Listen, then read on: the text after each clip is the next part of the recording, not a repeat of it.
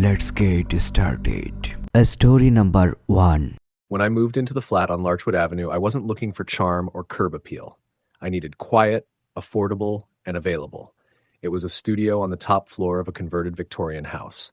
2 floors, 5 units, thin walls, but nothing I couldn't live with. My lease started on a Tuesday. I was fully moved in by Friday. That first night, I slept well. The second night, not so much. It started with a tapping. I thought it was someone knocking on the wall next door, maybe trying to hang a frame or shelf. But the tapping didn't come in bursts or rhythms. It was steady, light, almost too light to hear, but just enough to notice when everything else was silent. I paused my movie and listened. It was coming from the inside of the kitchen cabinet. I got up, opened it, and found nothing. Just a few plates and some pasta. I chalked it up to plumbing and moved on. The next night, the tapping came again, this time from the wardrobe. I stood and listened, then slowly opened the doors. Nothing. Just my shirts and a couple jackets.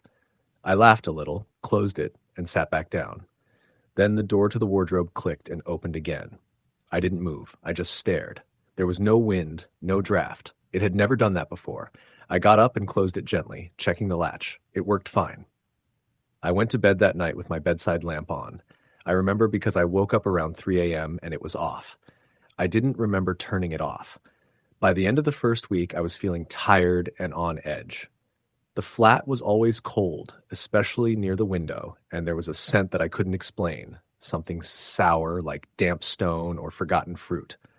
I cleaned, scrubbed, even used scented candles, but it always returned by nightfall.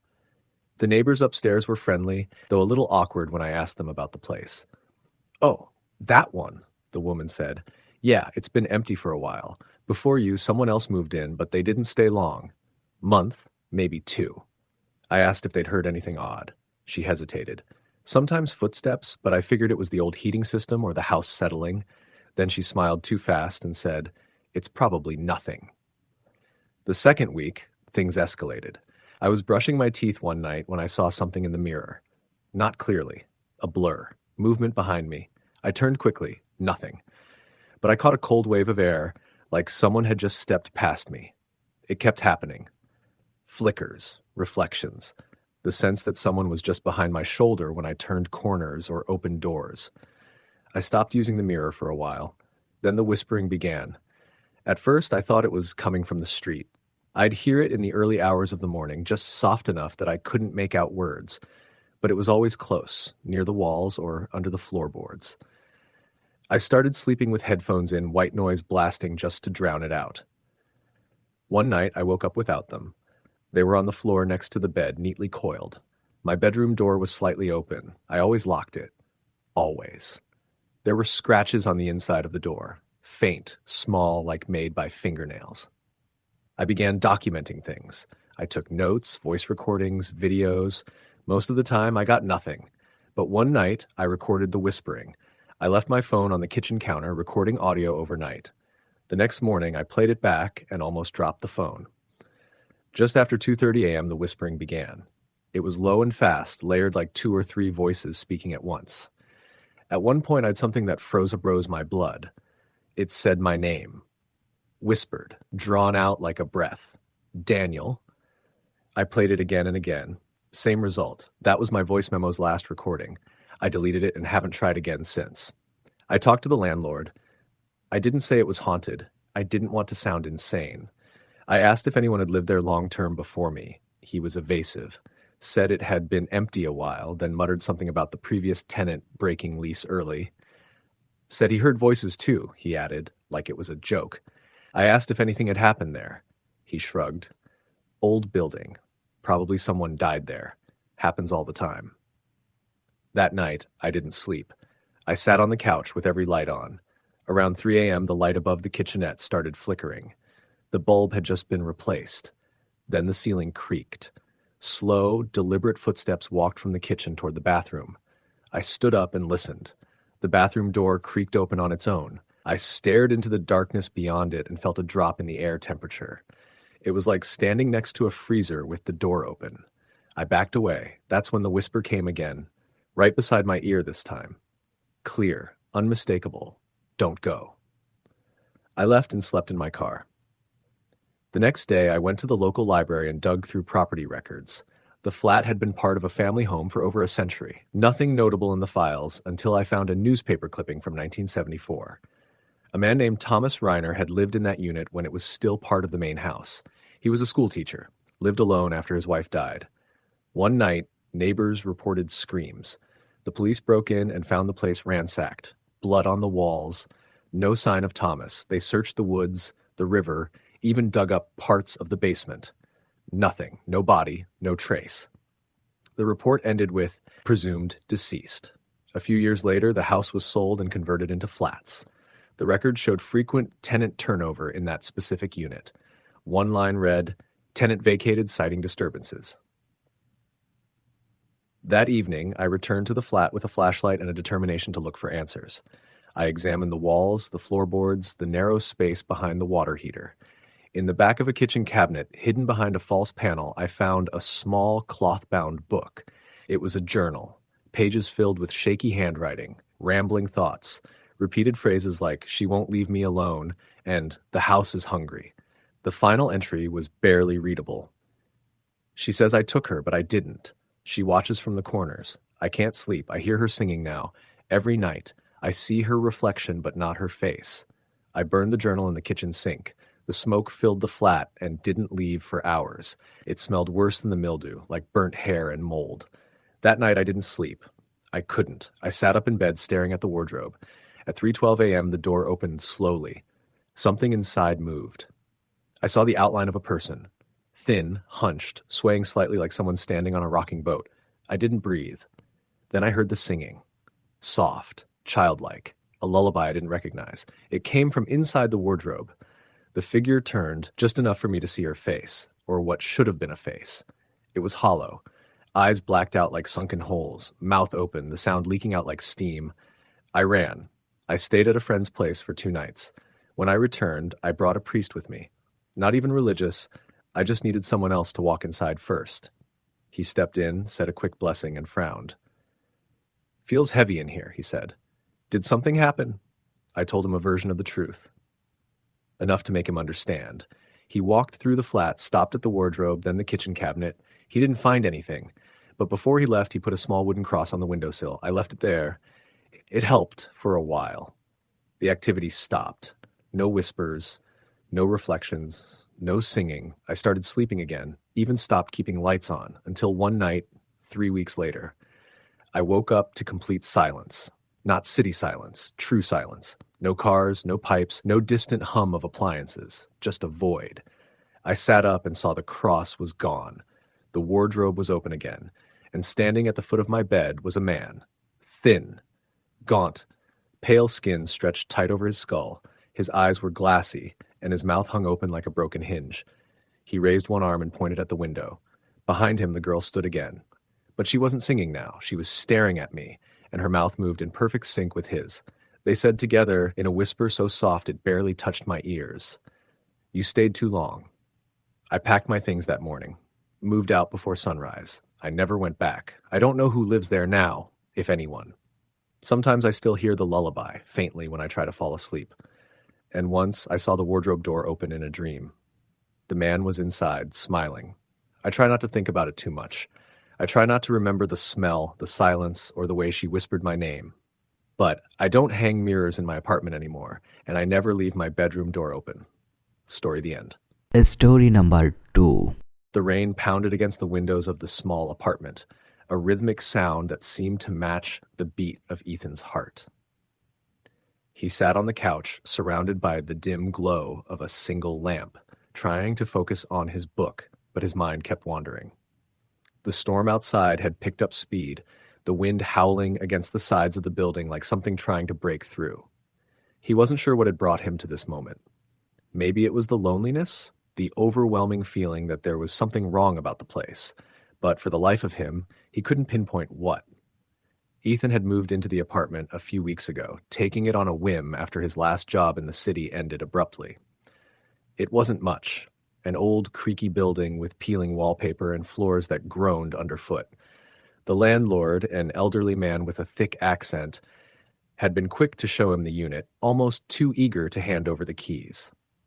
There was something about the way the landlord had looked at him, his eyes lingering just a little too long, that had sent a chill down Ethan's spine, but he had brushed it off. After all, he needed a place to stay. It wasn't long before Ethan started noticing things. Small things at first, things he could easily dismiss. A door that was slightly ajar when he was sure he had closed it, the soft sound of footsteps when he was alone. The flicker of lights when no one else was around. He tried to convince himself that it was just the building settling, the electrical system being old, his mind playing tricks on him. But then came the moments that he couldn't explain. One night, after a particularly long day at work, Ethan came home to find the lights in his living room on, even though he hadn't left them on. He didn't think much of it at first, assuming he had just forgotten. But as he stepped inside, the hairs on the back of his neck stood up. The air felt different, colder somehow, and the sense of being watched was overwhelming. He scanned the room, but there was no one there. Just the dim glow from the lamp and the shadows creeping along the walls. The strangest thing, though, was the chair. It was an old wooden chair positioned in the far corner of the room next to the window. Ethan had never placed it there. In fact, he had never even noticed it before. It sat there now, facing the wall, as though it had been waiting for him. He stood frozen in the doorway, staring at it. His mind raced, trying to come up with a logical explanation. Maybe someone had broken in. Maybe it was some kind of prank. But deep down, he knew that wasn't the case. No one had been in here. The apartment was locked, and he had been gone all day. He cautiously stepped inside, his eyes still fixed on the chair. As he walked past it, he felt a sudden chill run down his spine. The air seemed heavier now, as if the room itself was holding its breath. He turned on his heel and glanced back at the chair. It was still there, positioned exactly as it had been. And then, just as he was about to turn away, he swore he saw something. A faint figure, barely visible in the corner of his eye, standing behind the chair. Ethan blinked and rubbed his eyes, but when he looked again, the figure was gone. He exhaled shakily, trying to calm himself. He had to be imagining things. It was just the stress from work, the lack of sleep. He tried to convince himself it was nothing. But that night, he couldn't shake the feeling. He lay in bed, the covers pulled tightly around him, his eyes darting nervously to the door, which was just barely ajar. The wind outside howled, making the windows rattle, but it only seemed to add to the unease gnawing at him. It wasn't until several nights later that things began to escalate. Ethan was sitting at his kitchen table, eating a late dinner, when he heard something. A soft tapping like fingernails on wood coming from the direction of the living room. At first, he thought it was the storm outside, the wind making branches scrape against the windows. But then it came again, more insistent this time. Tap, tap, tap. He stood up, his heart racing, and walked cautiously toward the living room. As he passed the doorway, he noticed that the chair was facing him now, not the wall. It was positioned exactly where he had left it, but something about it seemed wrong. It looked as though it had been moved just a few inches, as if someone had been sitting in it. A wave of nausea washed over him, and for a moment he considered leaving the apartment. But he was tired, exhausted from work, and from the creeping paranoia that had been taking root in his mind. He couldn't keep running. He had to figure out what was going on. He stepped into the living room and scanned the area. Nothing seemed out of place, but that feeling, like the one that told him something was wrong, was back again, stronger than ever. He turned slowly, eyes flicking from one shadow to the next. But then his gaze fell on the chair. It was empty. But somehow it seemed fuller than it had been before, as though it was waiting for someone or something to sit in it. Suddenly, the temperature in the room dropped. Ethan's breath caught in his throat as he felt a coldness settle over him, a bone-chilling cold that reached deep into his core. The hairs on the back of his neck stood on end as a voice, soft and distant, whispered his name. Ethan. His heart pounded in his chest. He turned quickly, but there was no one there. His apartment was still, too still, as though time had frozen in place. The air grew heavier, oppressive, and for a brief moment, Ethan couldn't breathe. The voice came again, this time clearer, louder. Ethan, it was coming from the chair. Without thinking, he bolted from the room, his pulse racing. He locked himself in the bedroom and sat there, staring at the door, too afraid to move. The storm outside raged on, but inside it was silent, except for the soft sound of someone, tapping on the bedroom door. Tap, tap, tap. Ethan tried to block out the noise, but it grew louder, more persistent. His mind raced, thoughts tumbling over each other. Was this a ghost? Was it the apartment? Had he brought something with him? Or was he just losing his mind? The tapping continued, and then all at once it stopped. Silence. Ethan slowly opened the door, his hand trembling on the handle. He stepped out into the dark hallway, the sound of his own breathing loud in his ears. The apartment was still. The chair was in the same spot, facing the wall, as if nothing had happened at all. But something had changed. He could feel it, like an invisible weight pressing down on him. He reached for his phone, checking the time. It was 3:15 a.m. He had to leave. He had to get out of there, but he couldn't bring himself to move. Every fiber of his being screamed for him to run, but his legs were frozen. That was when he heard it. A soft, dragging sound, like something heavy being pulled across the floor. Slowly, it grew louder, closer. Ethan turned slowly, his eyes wide with terror, and saw it. A figure, pale and disheveled, moving toward him. It was dragging something behind it, a long trail of darkness that seemed to follow it like a shadow. The figure stopped just before him, its hollow eyes staring into his soul. It raised its hand, a pale, skeletal hand, and pointed at him. And then, in a voice that sent ice through his veins, it spoke. "Get out." Ethan didn't need to be told twice. He ran. He didn't stop until he was outside, standing in the rain, gasping for air. The storm had passed, but the chill in his bones remained. He didn't go back to the apartment. He couldn't. No matter what he told himself, no matter how many times he tried to rationalize it, he couldn't escape the image of that figure, of the chair. Months later, when the apartment was being cleaned for the next tenant, they found something strange in the corner of the living room, beneath the floorboards where the chair had been. A message scrawled in what looked like dried blood. "Don't stay here."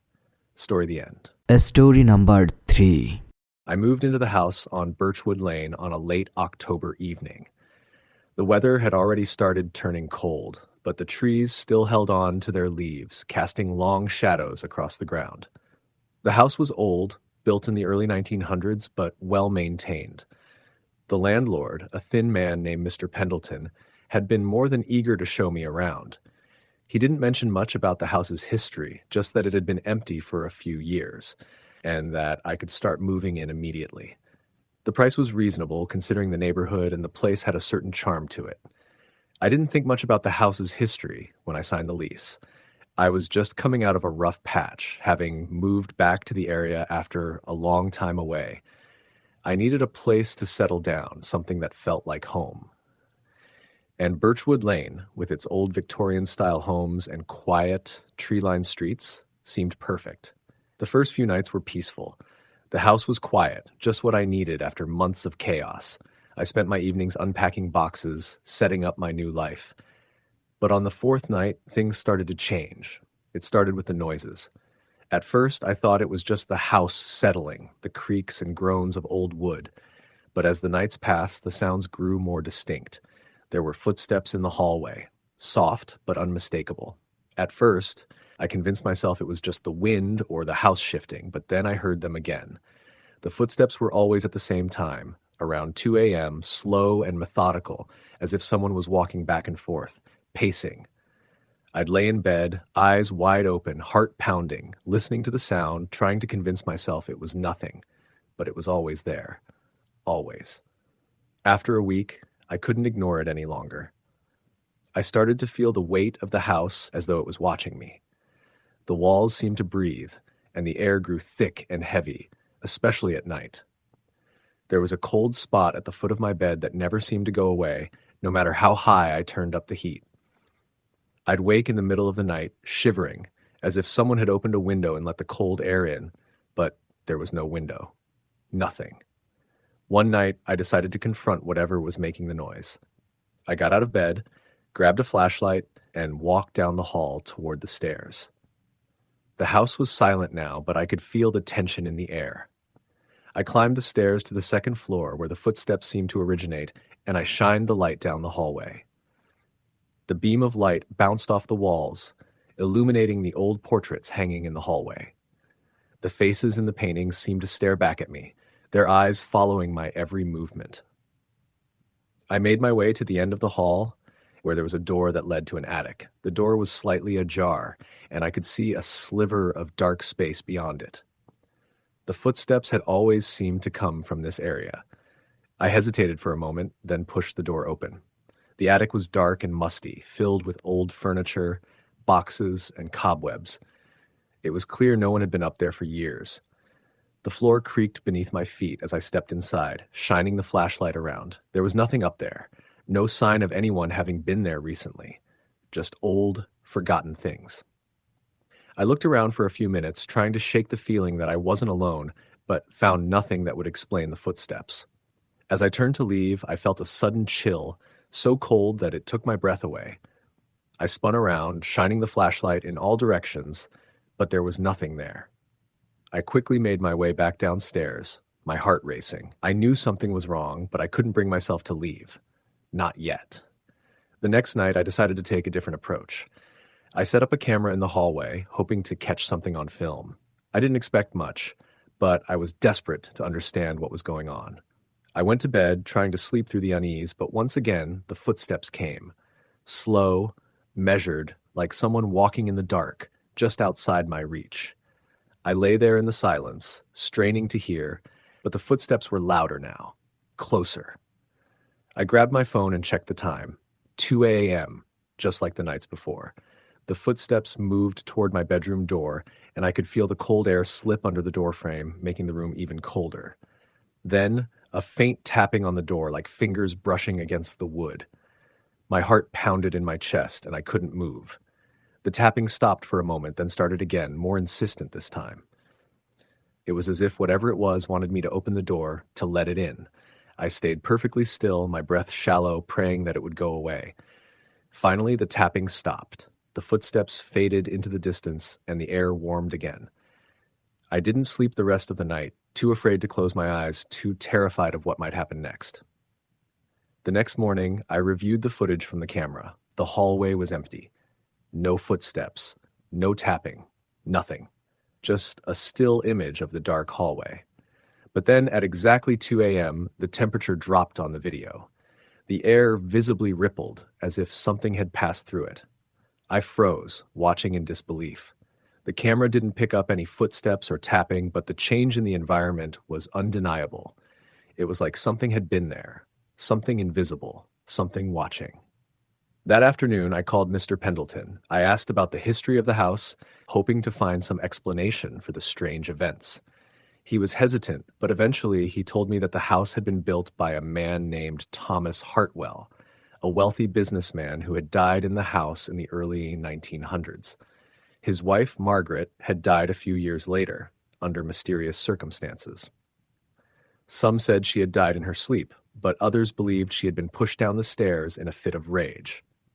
The house had been passed down through generations, but each owner seemed to leave under strange circumstances. Some moved away, others disappeared.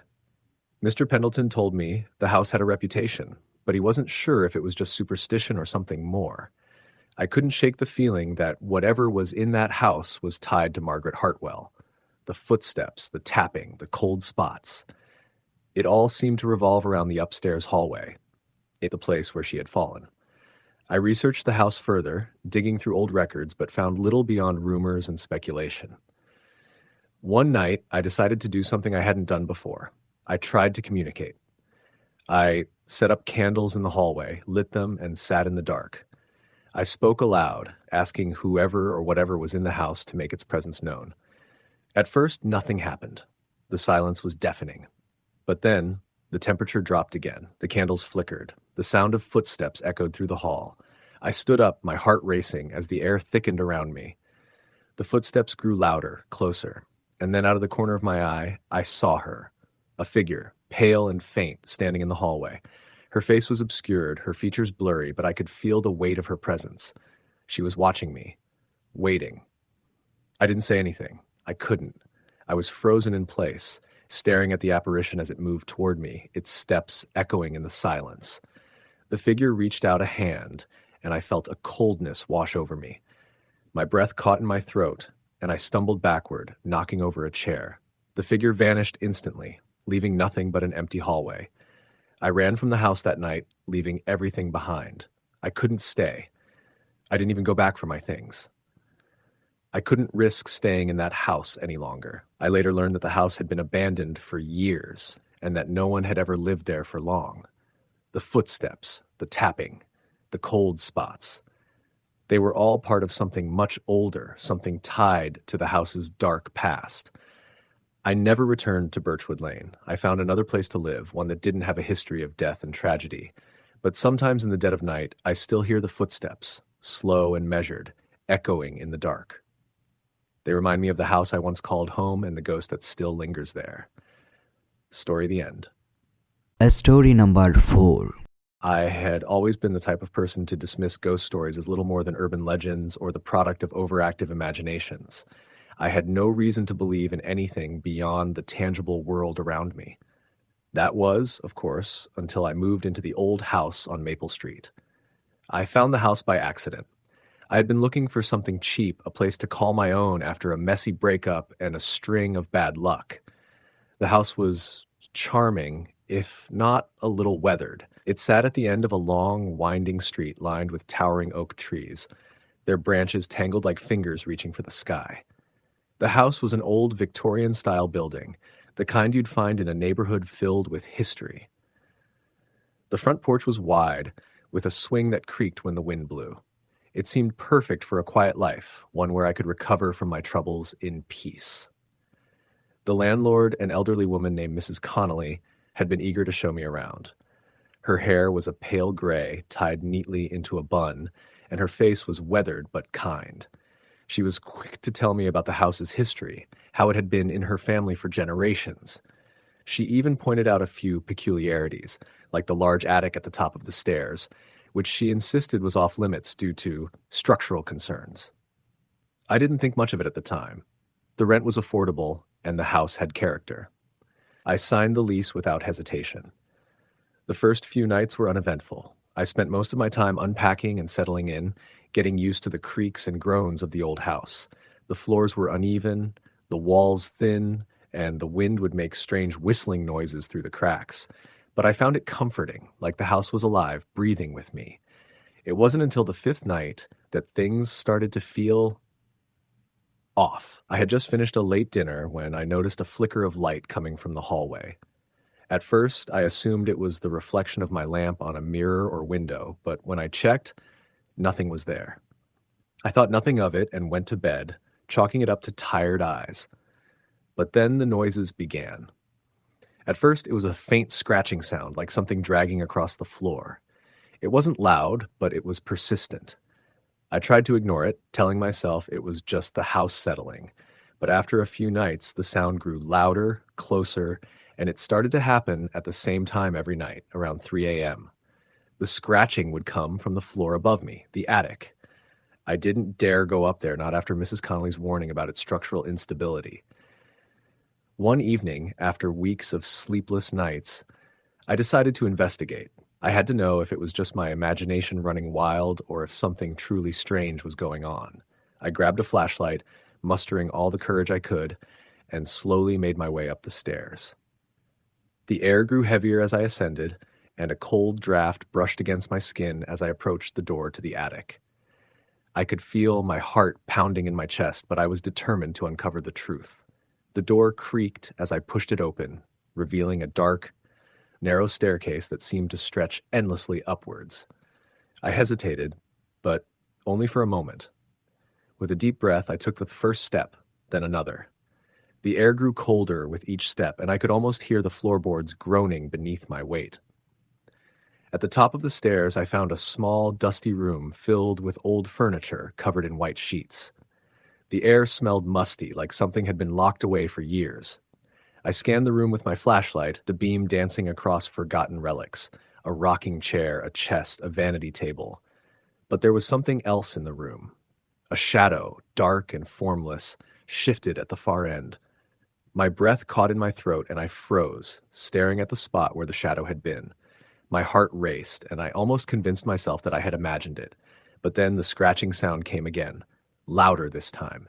It was coming from behind one of the walls. I moved toward the sound, my legs trembling. The closer I got, the more I felt the temperature drop. It was as if the walls were closing in around me, trapping me in the cold. My flashlight flickered, and for a brief moment the room was plunged into darkness.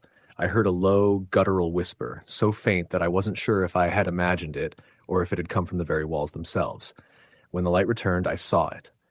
A figure, pale and gaunt, stood in the far corner of the room. It was tall, its limbs elongated and twisted, its face a blur of shadow and light. I could feel its eyes on me, even though I couldn't see them. The air around it seemed to shimmer with an unnatural energy. I couldn't move. I wanted to run, but my legs refused to obey. The scratching grew louder, more frantic. I turned to leave, but as I reached for the door, I felt a cold hand grip my shoulder. I spun around, but there was no one there. My body surged with adrenaline, and I rushed down the stairs, my heart pounding in my ears. I didn't sleep that night. Instead, I spent hours pacing the house, unable to shake the feeling that something was watching me. The house seemed alive, but in a way that made my skin crawl. Every creak, every gust of wind felt like a whisper from another world. The next day, I went to see Mrs. Connolly. I had to know more about the house, about what had happened to it. She seemed hesitant at first, her eyes flickering with something that I couldn't quite place. But when I pressed her, she relented. "The house," she said softly, "has been in my family for generations. It was built by my great-grandfather, and it's always been a bit peculiar." She paused, her voice trembling. "There were rumors when I was a child. People said the house was haunted. They said my great-grandfather, he had an affair with a woman named Eleanor. She lived in the attic. She never left. Her voice trailed off, and I could see the fear in her eyes. I asked her what happened to Eleanor, but Mrs. Connolly only shook her head. "No one knows for sure," she said. "Some say she died in that attic. Others say she vanished. But the scratching, the whispers, it's always been there. You have to leave." I didn't know what to make of her words. Was it all just superstition? Was I letting my own fear take control? Or was there something more to it? I wasn't sure, but one thing was clear. I couldn't stay in that house any longer. That night, I packed my things and left. I never went back to Maple Street, never even looked back. I couldn't shake the feeling that something was still there, waiting. The house still stands, empty now, as if frozen in time. I often wonder if anyone else has moved in, if the scratching still echoes through the walls, or if Eleanor's presence still lingers in the shadows. I don't believe in ghosts. At least I didn't before I moved into that house. Story the end. Story number 5. I had always been a skeptic when it came to anything supernatural. Ghosts, spirits, hauntings, none of it seemed real to me. I was the type of person who would explain away strange noises or inexplicable events with logic and reason. That all changed when I moved into the old Victorian house on the outskirts of town. The place was beautiful, in a grand, eerie way. The house had been on the market for months, and when I saw it, something about it called to me. It wasn't the price, it was far too low for a house of that size, but rather the deep feeling that I was meant to be there. I hadn't meant to move so quickly. I had been living in a small apartment for years, barely scraping by. But something about this house felt different. The high ceilings, the polished wood floors, the intricate moldings, it all seemed to have a story to tell. I signed the papers that same day, excited to start a new chapter in my life. The realtor had mentioned a few things about the house's history, but none of it seemed particularly significant. Some families had lived there, but no one had stayed for long. It was nothing more than the usual old house talk, the kind people always seem to say when they don't want to admit the truth. The first night I spent in the house, I felt a strange sense of unease. It was one of those quiet nights when the wind didn't move the trees and the world outside felt still. The house was large, too large for just me, and as I wandered through the empty rooms, I couldn't help but feel like someone, or something, was watching me. The first few days passed in a blur. I unpacked my things, rearranged furniture, and cleaned out the attic. The attic was the one part of the house that gave me the most discomfort. It was a strange, musty place, filled with old trunks, cobwebs, and forgotten relics. It was as if the attic held the remnants of all the people who had lived there before me, their memories suspended in the air like dust motes. I avoided it as much as I could, choosing instead to spend my time downstairs. But no matter where I went, I couldn't shake the feeling that I wasn't alone. There were small things at first, objects slightly out of place, a faint sound of footsteps when no one was there, a cold draft that seemed to follow me from room to room. I told myself it was nothing, just the quirks of an old house settling. But deep down, I knew something was wrong. It was on the fourth night that I first heard the voice. I had been drifting off to sleep, the house unusually quiet, when I was jolted awake by a faint whisper. It was so soft, barely audible, but it felt as if someone had whispered right next to my ear. My heart raced as I sat up in bed, straining to hear. The whisper came again, this time a little louder, though still not enough to make out the words. My breath caught in my throat as I looked around the room. The moonlight streamed in through the curtains, casting long shadows across the floor. The room was empty. I told myself it was just my imagination. Maybe the house was settling, or maybe I was just hearing things. I turned over and tried to go back to sleep, but the whispering continued. It grew louder this time, almost like someone was standing in the doorway. Panic set in as I listened, trying to make out the words. "Help me," the voice said, so clear that it sent a chill down my spine. I sat up in bed, staring at the door. I had to be hearing things, but I was too scared to check. My mind raced, replaying every strange occurrence I'd noticed since moving in. The feeling of being watched, the cold spots, the strange noises. It all added up. I had to know what was going on. Gathering my courage, I got out of bed and slowly walked toward the door. As I reached for the handle, the whispering stopped abruptly. The silence that followed was suffocating. My heart was pounding in my chest as I opened the door, half expecting to see someone standing there. But the hallway was empty. The air in the house felt thicker now, heavier somehow. I couldn't explain it, but something about the place felt different. I wasn't alone, not anymore. The house had always been quiet before, but now it felt as if it was waiting for something. I could hear my own breathing, but I couldn't shake the feeling that there was something in the shadows, watching me. The next morning, I decided to do some research. I didn't want to be the type of person who panicked over nothing, but I had to know what I was dealing with. I went to the local library and dug through old town records, hoping to find something, anything, that would explain the strange events I'd been experiencing. It didn't take long before I found a story that chilled me to the core. The house had once belonged to a wealthy family, the Hargroves, who had lived there in the early 1900s. The patriarch Samuel Hargrove was known for his strictness and cruelty. His wife, Elizabeth, was a quiet woman who rarely left the house, and their young daughter, Emily, had been a sickly child. According to the records, Emily had died at the age of 8, the result of a long, drawn-out illness. But what caught my attention was the mention of Elizabeth's death. She had died just a few years after her daughter, and the cause was listed as unnatural. The article was vague, but the implications were clear. Elizabeth had died under suspicious circumstances, and the house had been sold shortly after. I felt a cold shiver run down my spine as I read the final lines of the article. It is said that Elizabeth's spirit still haunts the old Hargrove estate, searching for her lost daughter. I went back to the house that evening, feeling a sense of dread in the pit of my stomach. I couldn't shake the feeling that something was watching me, waiting. The house felt colder now, and the silence seemed oppressive, as if it were closing in on me. I tried to tell myself it was just my imagination, but I couldn't shake the sensation that I wasn't alone. That night, I decided to stay in the attic. I had been avoiding it for days, but something told me that I needed to face whatever was happening.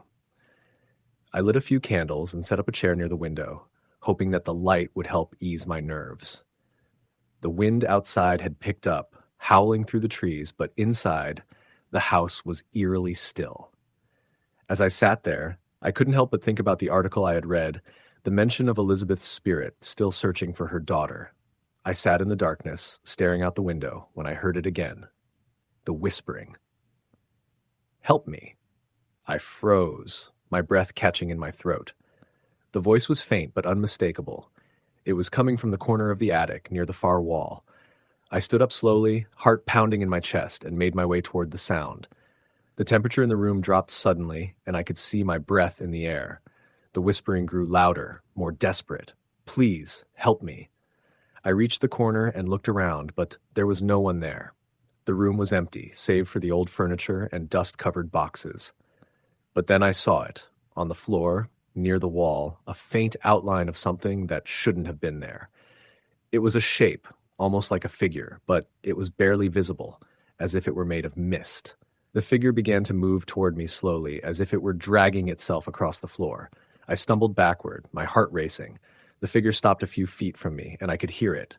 Slow, labored breathing. It was coming from the shape, but it wasn't human. Help me. The voice was so close now I could feel the coldness of it in my chest. I backed away, my legs shaking, and stumbled toward the stairs. But as I turned to run, I saw something in the reflection of the attic window, a figure standing just behind me, its face pale and twisted with anguish. I bolted down the stairs and ran out of the house, not stopping until I was standing on the street, gasping for air. I couldn't explain what had happened, but I knew what I had seen. I wasn't alone in that house. Elizabeth's spirit was still there, searching for her daughter, and she had found me.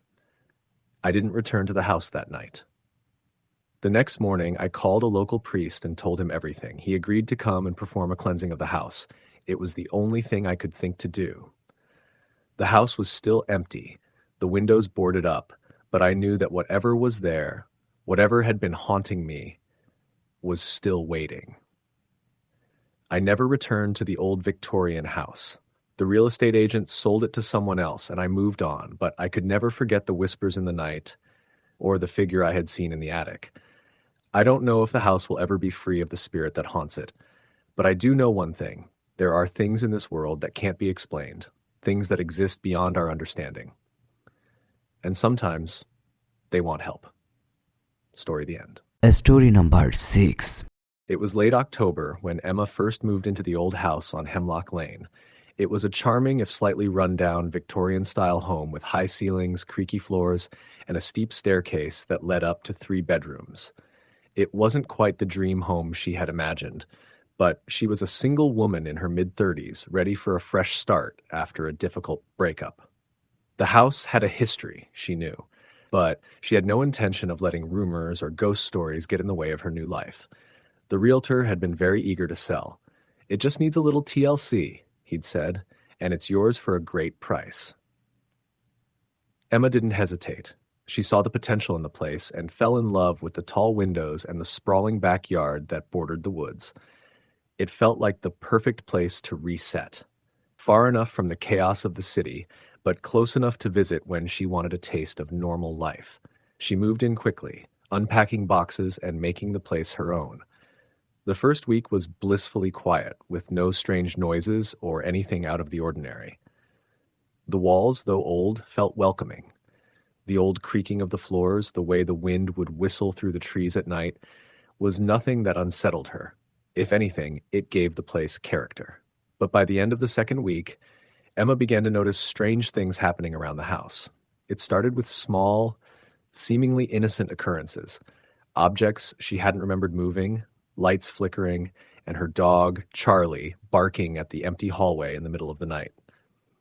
She told herself it was nothing, perhaps just the quirks of an old house. The house had been vacant for a few months before she moved in, after all. Still, something lingered in the air, a feeling that Emma couldn't shake.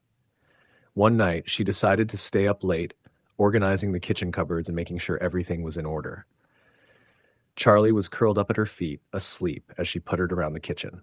She was just about to close the cupboard when she heard it. A soft, almost imperceptible sound, like someone dragging their feet across the hardwood floors upstairs. She froze, staring toward the staircase. The house was empty. She had checked the whole place before beginning her chores. But the sound continued, slow and deliberate, moving from one end of the house to the other, as if someone were pacing. Emma felt her heartbeat quicken, a chill running up her spine. She grabbed Charlie's leash, her mind racing, but the moment she turned toward the stairs, the sound abruptly stopped. Shaking her head, she muttered to herself, "You're just tired.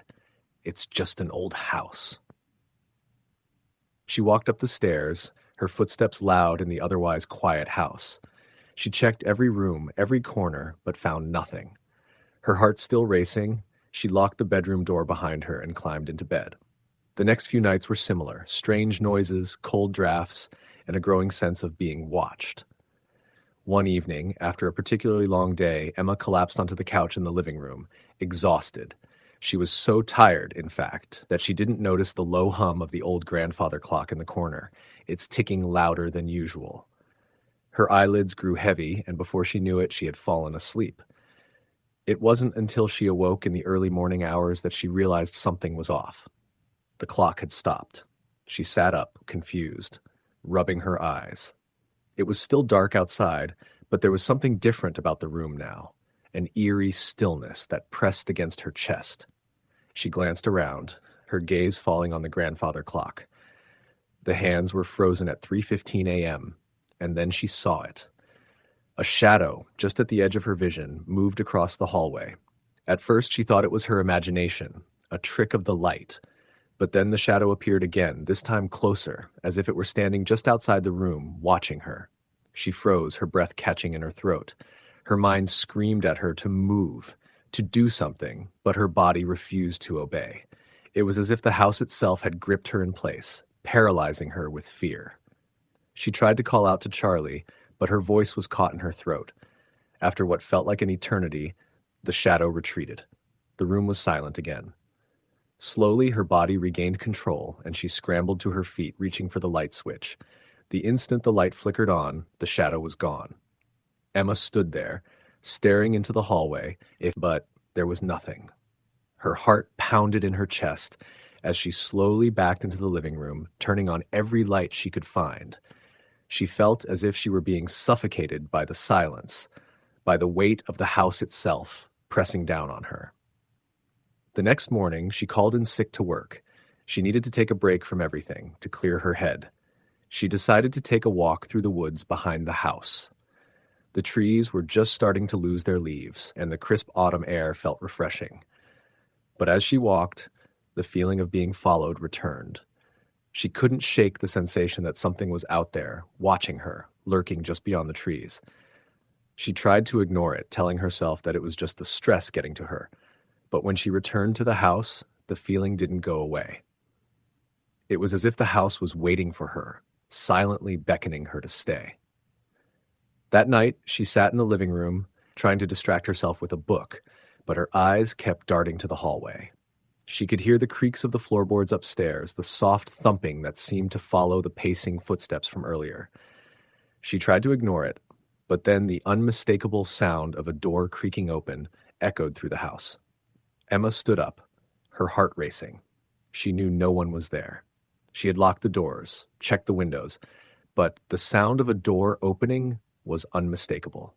She made her way up the stairs, her legs feeling heavy with each step. When she reached the top, she paused in the hallway. There it was again, the sound of a door creaking, followed by a soft, dragging sound, like something being pulled across the floor. Her breath caught in her throat as she approached the bedroom at the end of the hall.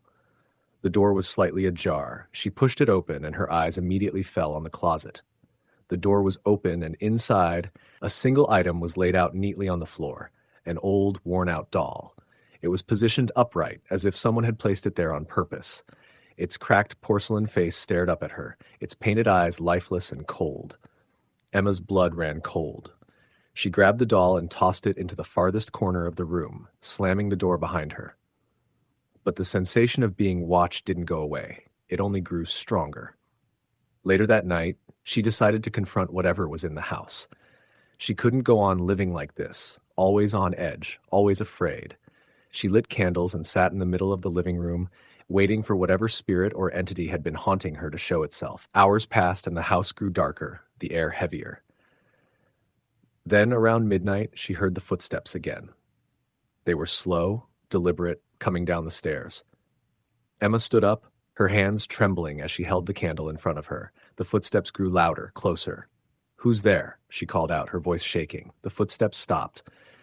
Then a soft voice whispered from the darkness, so faint that it barely registered. "Leave." It was all Emma could do not to run. She backed away, her heart pounding in her chest, but the voice continued. Leave, before she wakes. Suddenly, the candle in her hand flickered and went out. The room plunged into darkness. A cold gust of wind blew through the house, extinguishing every candle in its path. Emma's breath was ragged as she stumbled toward the front door, but just as her hand touched the handle, she heard it, the sound of the door behind her creaking open. She turned, and for the first time she saw the figure, a woman, pale and gaunt, standing in the doorway. Her face was twisted, her eyes hollow, empty, and in her hands she held the doll. Emma screamed and bolted out the door, running into the cold night. She never looked back.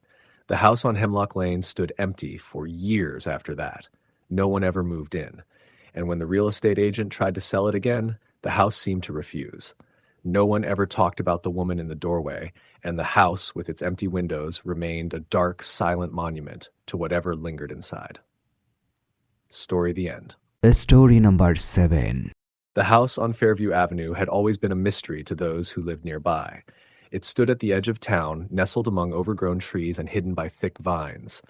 It wasn't the sort of house people spoke about openly. It was just there. People had walked past it for years, but none of them dared to take a second look. That's how it had always been, until Emma. Emma had recently moved to the small town, hoping for a quiet life after years spent in the city.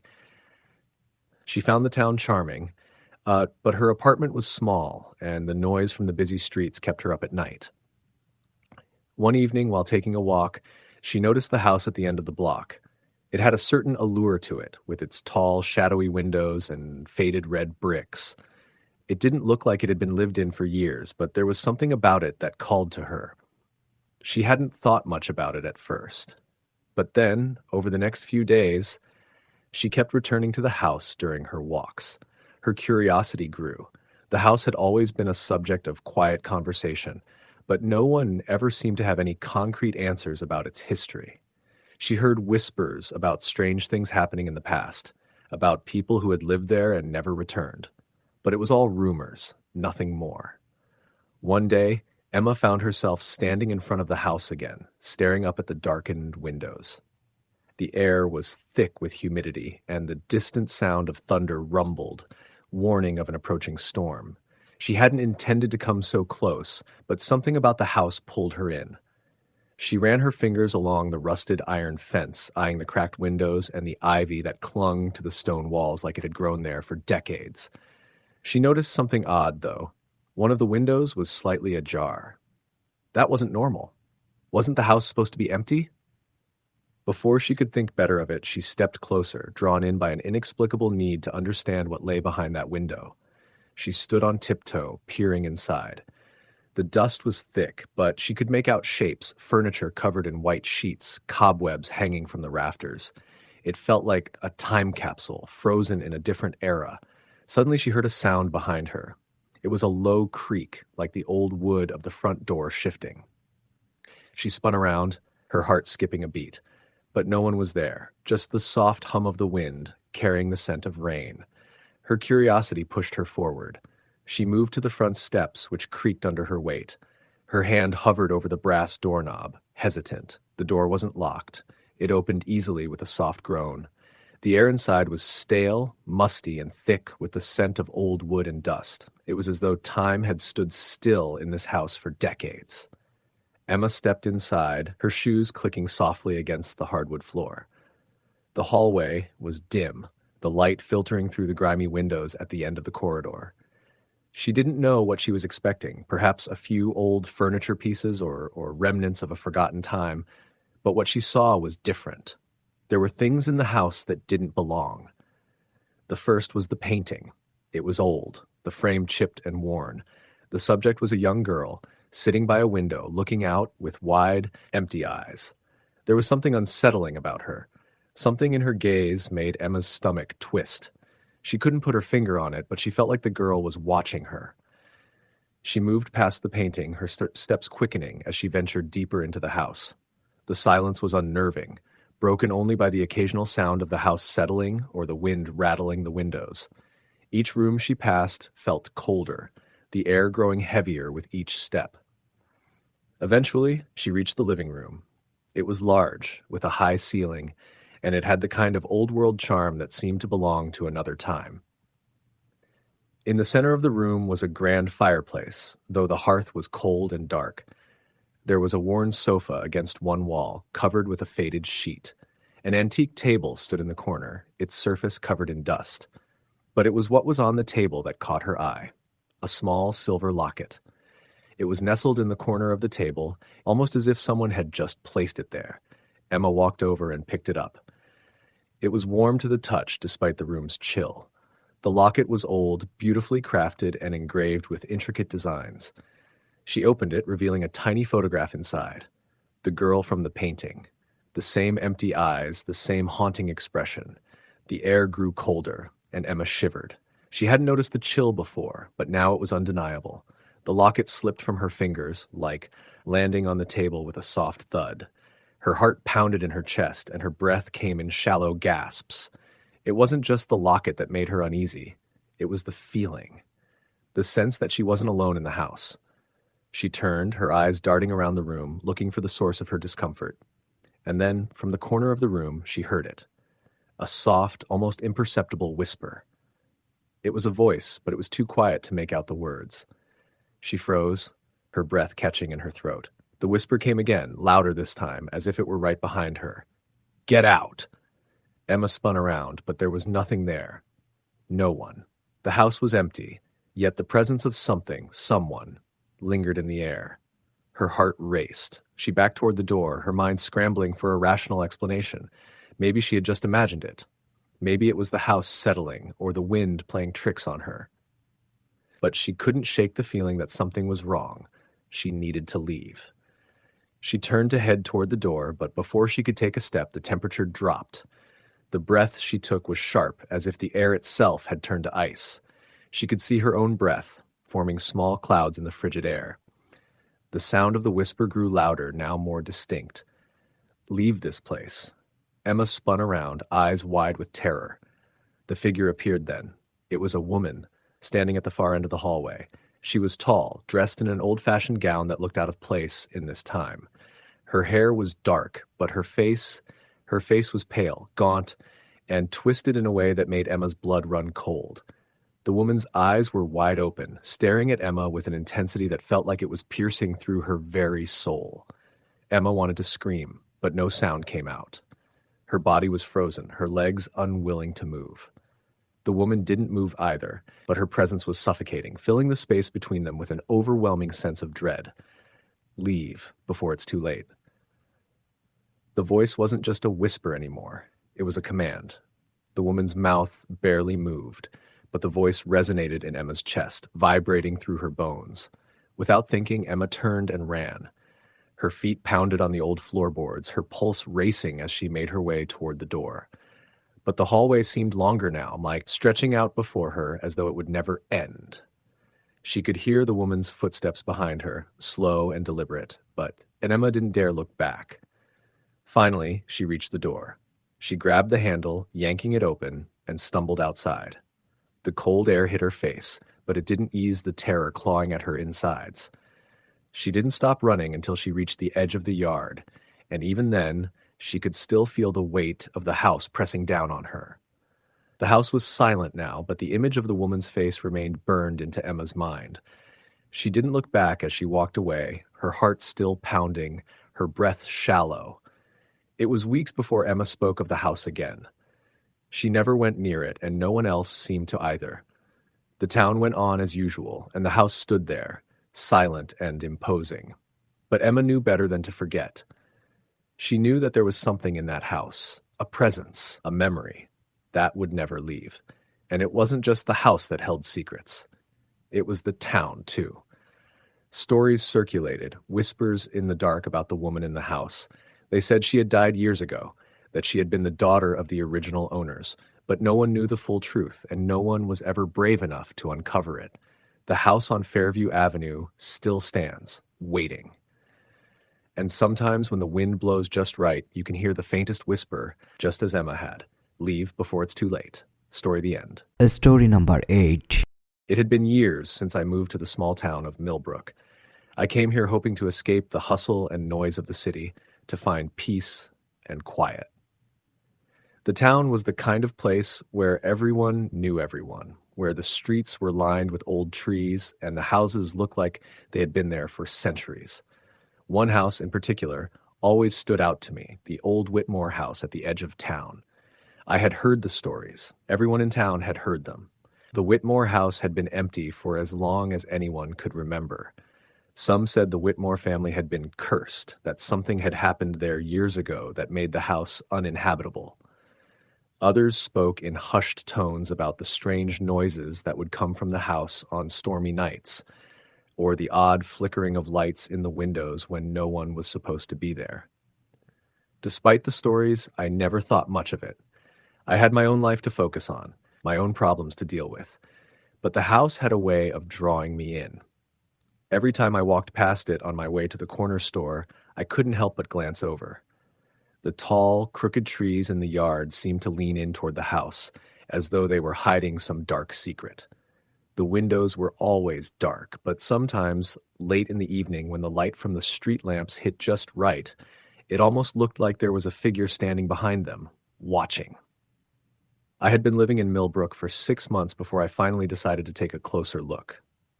It was a rainy afternoon, the kind of day that seemed to slow everything down. I had nothing planned, and the house was calling to me. I decided to walk by and see if I could get a better look at the place during daylight. The house loomed in front of me as I approached. It was even more imposing in person, its stone foundation cracked and weathered by years of neglect. The porch sagged to one side, the steps uneven and crumbling. Ivy climbed the sides of the house, and the roof was covered in patches of moss. It was clear that no one had cared for the house in a long time, but it wasn't just the disrepair that made it unsettling. It was the air around it, thick and heavy, like the house was suffocating under its own weight. As I stood on the edge of the yard, staring at the front door, I felt a sudden chill run through me. I shrugged it off as the cold rain, but something inside me told me that the weather wasn't the cause of the shiver. It was as if the house itself was watching me, waiting for me to make a move. I took a deep breath and stepped forward, my feet crunching on the gravel as I made my way to the porch. The wooden boards creaked under my weight, but I pressed on, my curiosity getting the better of me. I reached for the door handle, hesitated for a moment, and then turned it. To my surprise, the door opened easily, as though it had been waiting for me. The interior of the house was just as I had imagined, dark, cold, and suffocating. The air was stale, as though it hadn't been disturbed in years. The smell of damp wood and mildew hung in the air, making it hard to breathe. I stepped inside, the floorboards groaning under my weight. The first thing I noticed was the silence. It was absolute, like the house was holding its breath. I wasn't sure what I expected. Perhaps a few old furniture pieces or a sense of history, but what I found was something more unsettling. The walls were bare, the windows covered in grime, and the furniture, what little there was draped in dust-covered sheets. It felt abandoned, but not in the way I had imagined. There was an oppressive heaviness to the space, something that made my chest tighten with unease. I wandered through the rooms, my footsteps echoing in the silence. The furniture was old, some of it rotting away from years of neglect. A grand piano sat in the corner of the living room, its keys yellowed and cracked. I ran my fingers across the dusty surface, the soft sound of my touch reverberating in the quiet. But it was the staircase that caught my attention. It was narrow, winding up into darkness. The banister was chipped and worn, the wood slick with age. I hesitated for a moment, but then the pull of curiosity took over. I ascended the stairs, each step creaking under my weight, the sound echoing through the house like a warning. The upstairs was just as abandoned as the lower level. The rooms were empty, save for a few broken furniture pieces and the remnants of old wallpaper peeling off the walls. As I explored, I came across a door at the end of the hallway, slightly ajar. There was something about it, something that drew me in. It was as if it were calling to me, urging me to open it. I pushed the door open slowly, the hinges squealing in protest. Inside was a bedroom, but not one that looked like it had been lived in recently. The bed was made neatly, but the sheets were yellowed with age, the pillows flattened as if no one had slept there in years. A faded portrait hung on the wall, depicting a family, a man, woman, and 2 children, standing in front of the house. They looked happy, but their smiles were forced, like they were hiding something behind their eyes. I shivered, a chill running down my spine. Something wasn't right. I wasn't sure what it was, but there was a sense of something lurking in the corners of the room. I turned to leave, but as I stepped toward the door, I felt a sudden, overwhelming sense of dread. It was the sound. A soft, almost imperceptible sound, like a whisper, coming from behind me. I froze, my heart pounding in my chest. The whisper was faint, barely audible, but it was there. It wasn't in any particular language, just a jumble of unintelligible sounds, but it was unmistakable. Someone or something was here with me. I spun around, my breath coming in short gasps. The room was empty, save for the old furniture and the eerie portrait on the wall. I told myself I was imagining things, that it was just the old house settling, the wind playing tricks on me. But deep down, I knew that wasn't the case. I turned to leave again, but as I reached for the door, the whisper came again, louder this time. "Get out." The words were clear now, the voice full of malice and warning. My skin prickled with fear, and I bolted from the room, my heart racing. I didn't look back as I hurried down the stairs, my mind screaming at me to get out of the house. I ran through the front door, not stopping until I was outside, gasping for air. The rain had picked up again, and I could hear the distant rumble of thunder. But the storm seemed distant now, nothing compared to the terror I felt in that house. I looked back at the Whitmore house, its dark windows staring back at me, empty and cold. I never went back to that house after that day. The town of Millbrook remained quiet, but the stories of the Whitmore house lived on. People still spoke of the strange things that had happened there, how the house seemed to have a life of its own, how it called to those who were brave enough to enter. But no one ever ventured too close. The house had become a place of legend, a warning to all who passed by, and sometimes when the wind was just right, I would hear it, the faintest whisper carried by the breeze. Get out. Story the end. Story number 9. The first time I moved into that old apartment on Elm Street, I had no idea what I was getting myself into. It was a small 2-bedroom place on the second floor of a Victorian building. The rent was cheap, and it was in a quiet part of the city, surrounded by trees. It seemed perfect for me, peaceful, with just the right amount of solitude. I'd been looking for a new place for months, and when I saw the listing, I jumped at the chance. The landlord, a man in his late 50s named Henry, was a little odd. He had a nervous energy about him, always shifting his weight from one foot to the other, his eyes darting around as if he was afraid someone might overhear him. When I first toured the apartment, he was quick to tell me that the building had some history. But when I asked what kind of history, he waved it off, telling me that it was just an old building and nothing to worry about. I didn't think much of it at the time. I was just glad to have found a place that I could afford. The apartment was small but cozy. The hardwood floors creaked beneath my feet, and the tall windows let in plenty of light. I moved in on a Saturday, and the first few days were uneventful. I unpacked, set up my furniture, and made the space feel like home. The first strange thing happened on my 4th night there. I had just finished a late dinner and was sitting on the couch watching TV when I heard it, faint but distinct, a soft scratching sound coming from the hallway outside my door. At first, I thought it was just the wind or maybe a mouse scurrying around in the walls, but then the scratching got louder, like something was dragging across the floor. I stood up, heart pounding, and walked cautiously to the door. I hesitated for a moment, but then I opened it. The hallway was empty. The only sound was the faint hum of the refrigerator in the kitchen. I stood there for a moment, straining to listen, but there was nothing. I closed the door and went back to the couch, trying to shake off the feeling of unease that had settled in my chest. The next few days passed without incident, but by the end of the week I started to notice more strange things. At night, I would hear the sound of footsteps, slow, heavy steps, walking across the floor above me. At first, I thought it was the neighbors, but the timing was always off. It never happened during the day, only at night, and always when I was trying to sleep. The footsteps would continue for hours, and sometimes they would stop right above my bedroom, as if someone was standing still, waiting. I would lie there, wide awake, listening to the silence that followed. It felt like something, or someone was watching me. Then came the dreams. Vivid, disturbing dreams that felt too real to be just my mind playing tricks. I would wake up in the middle of the night, my heart racing, and feel like someone was standing at the foot of my bed. But when I would open my eyes, there would be nothing there. The dreams always involved an old woman. Her face was blurred, but I could tell she was watching me.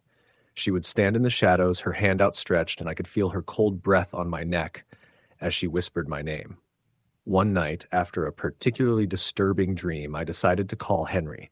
I wasn't sure if I was just imagining things, but I needed to know if anyone else had experienced anything strange in the building. When I reached him, his voice sounded tired, almost like he'd been expecting the call. "I knew you'd call eventually," he said, his voice low. "You're not the first person to have unusual experiences in that apartment." I felt a chill run down my spine. "What do you mean?" Henry sighed. "There's a history with that place. An old woman used to live there. She died in the apartment alone. Some people say she never really left. Her presence lingers. She doesn't mean harm, but she's persistent." I felt a lump form in my throat. "What happened to her?" "She was very ill," Henry said. "Spent most of her time in that apartment. People say she was waiting for someone, but no one ever came, and then she just passed away in her sleep. But something about the way she died, I don't know, it left a mark on the place. Some of the tenants have heard things, footsteps, whispers, scratching. It's always the same." I felt a cold sweat break out on the back of my neck. "You should have told me this before I moved in." "I didn't want to scare you off," Henry said. "It's been years since it happened, but I thought you should know. If it gets too much, I'll let you out of your lease. No hard feelings." I didn't know what to say.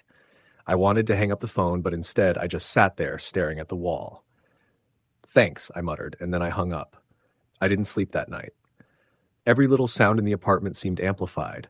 The creak of the floors, the hum of the refrigerator, the wind howling outside. I lay in bed, staring at the ceiling, waiting for the inevitable. And sure enough, around 2 a.m., the footsteps started. Slow, deliberate steps pacing back and forth above me. I tried to block them out, but the sound grew louder, closer. It felt like someone was standing right next to my bed.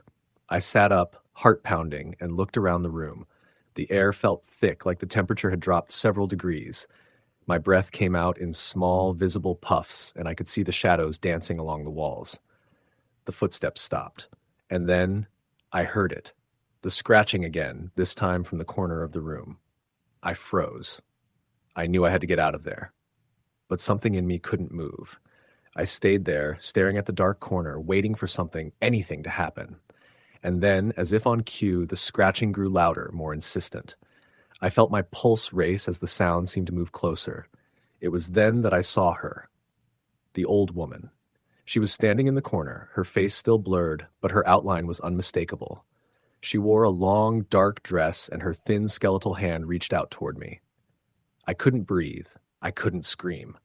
I could only watch as she slowly took a step forward, her feet barely touching the ground. The temperature dropped even further, and I could feel the air around me thickening. It felt like the room was closing in, like the walls were closing in on me, suffocating me. My head spun, and I felt like I was going to pass out. And then, just as suddenly as it had started, everything stopped. The scratching, the footsteps, the cold, everything. The old woman was gone. The room returned to normal, the air warm and still. I couldn't sleep for the rest of the night. I stayed awake, my mind racing, until morning came. I decided then and there that I couldn't stay in that apartment any longer. I didn't care if it was cheap or if it was in a good part of the city. I was done. The next day, I packed up my things and called Henry. I told him I was leaving. He didn't seem surprised. In fact, he seemed almost relieved. "I understand," he said. "It's not for everyone, but I think you'll be happier somewhere else." I never went back to that apartment. I don't know if the old woman is still there, but I do know one thing. Some places are better left undisturbed. Some spirits are meant to be left in the past, where they belong. Story the end. Story number 10. The rain pounded on the windows, heavy and relentless. It was the kind of storm that felt like it was trying to wash the world away. Inside, Sarah sat on the couch, curled up with a blanket, a mug of hot tea in her hands, trying to find comfort in the familiar surroundings of her small apartment. The soft hum of the heater was the only other sound in the room, and it seemed to be struggling against the cold that had seeped in through the walls. She had moved into the apartment a few months ago, a quiet place on the outskirts of town that seemed perfect for someone like her. No neighbors above or below, just a small unit with a view of the woods. She had grown up in the city, always surrounded by noise and people, so this quiet retreat was exactly what she needed. But lately, things hadn't felt quite right. It started with the whispers. At first, she thought it was just the wind, the house settling, or maybe the neighbors next door talking too loudly. But the whispers continued. Soft, almost imperceptible voices that seemed to echo through the walls. Sometimes she could swear they were calling her name. Sarah. Sarah. She would shake her head, trying to dismiss it as imagination running wild, but each time she heard it, a small knot of unease would settle in her stomach. One night after a long day at work, Sarah had returned home to find her front door slightly ajar. It wasn't wide open, but just enough that she could tell it hadn't been locked properly. She stood there, frozen, wondering if she had forgotten to lock it when she left that morning. But as she stepped inside, a strange chill washed over her, despite the warmth from the heater. The air felt thick, heavy, like something was out of place. She didn't know why, but she checked the bathroom, the bedroom, and even the kitchen. There was no sign of forced entry, and nothing appeared disturbed. Still, she couldn't shake the feeling that someone had been there. Over the next few days, she noticed more strange occurrences. Objects would be out of place when she returned home. Small things, like a book she swore she had left on the shelf, now lying on the floor. Or her coffee cup, moved from the table to the counter when she was sure she hadn't touched it. At first, she brushed it off, thinking she had just forgotten what she had done. But then she started noticing other things. The lights flickered, sometimes turning off and on at random, and there was the tapping, soft, almost imperceptible at first, but growing louder each night. It sounded like fingernails on wood, and it always seemed to come from the kitchen. One evening, after another long day at work, Sarah returned home, exhausted. She had every intention of relaxing, maybe reading a book or watching a movie, but when she opened the door, she was hit with that same oppressive feeling, like the air had thickened. The tapping was louder now, unmistakable. It was coming from the kitchen. Her heart raced as she stepped into the small hallway, her eyes scanning the darkened apartment. The light in the kitchen was on, though she was certain she had turned it off before leaving.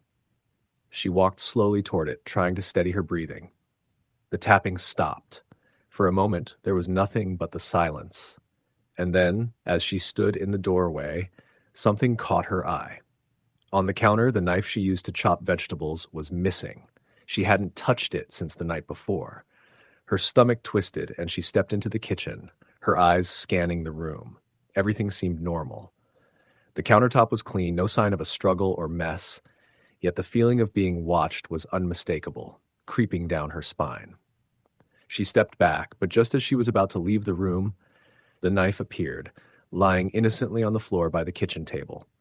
Sarah jumped back in shock, her pulse pounding in her ears. The room was suddenly colder, the temperature dropping as if the walls themselves were closing in. She turned and rushed out of the kitchen, retreating to the living room. She tried to convince herself it was a coincidence, that she was just tired, that she had forgotten. But deep down, she knew it wasn't. Someone was in her apartment. That night, she couldn't sleep. The whispers had started again, soft and distant, like a lullaby sung just beyond her reach. Sarah lay in bed, staring at the ceiling, the shadows dancing in the corners of her room. Every creak of the floor, every rustle of the wind outside made her heart race. The next few days were a blur of unease. Sarah tried to go about her normal routine, but it was as if something was always lurking just out of sight. The whispers never stopped. Sometimes they were loud enough to be words, but she couldn't make them out. Other times they were just barely audible, like the wind, but always there, always close. Then came the night that would change everything. It was late, nearly 2 a.m., when Sarah awoke with a start. She hadn't been able to fall asleep for hours, the weight of the oppressive silence pressing down on her.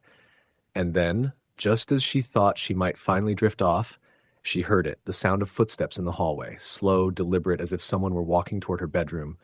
Her heart thudded in her chest, and she sat up in bed, straining to hear. The footsteps stopped just outside her door. She held her breath, waiting, the seconds stretching into eternity.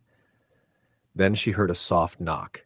It wasn't loud, but it was unmistakable, a knock, just once, on her bedroom door. Terrified, Sarah's mind raced. She had to check. She had to see who or what was there. But her body was frozen, unwilling to move. Her pulse pounded in her ears, her breath shallow and quick. She had to do something. Slowly, she slid out of bed, the cold floor sending a shock through her feet. She tiptoed toward the door, her hand trembling as she reached for the doorknob. The whispering was louder now, as if the voices were right outside her door, calling her name. Sarah squeezed her eyes shut, took a deep breath, and opened the door. The hallway was empty. There was nothing there. Her mind raced. She had heard the knock. She had heard the footsteps. But now it was as if nothing had ever happened. The silence was deafening, broken only by the faint sound of her own breathing. But when she stepped back into her room, she noticed something. The closet door was ajar, just a little. She was sure she had closed it earlier. She walked toward it, her footsteps heavy in the stillness of the apartment. As she reached out to close the door, something inside the closet caught her eye. A shadow, a figure, standing just behind the door. Before she could react, the figure moved. It wasn't a person. It was something else, something darker, something not human. It stepped toward her with unnatural speed, and Sarah stumbled backward, crashing to the floor. She scrambled to her feet, her heart pounding in her chest, but when she looked again, the figure was gone. The closet door slammed shut, as though whatever had been inside was now gone. Sarah didn't know what to do. She couldn't stay here anymore. She had to leave. The apartment was not safe. Something was in there with her. Something that wouldn't let her go.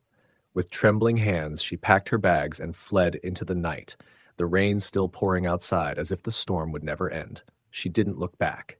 It wasn't until months later that she learned the truth. The apartment she had been living in had once belonged to a family. They had moved out suddenly, leaving everything behind. The neighbors spoke in hushed tones about the strange events that had plagued them.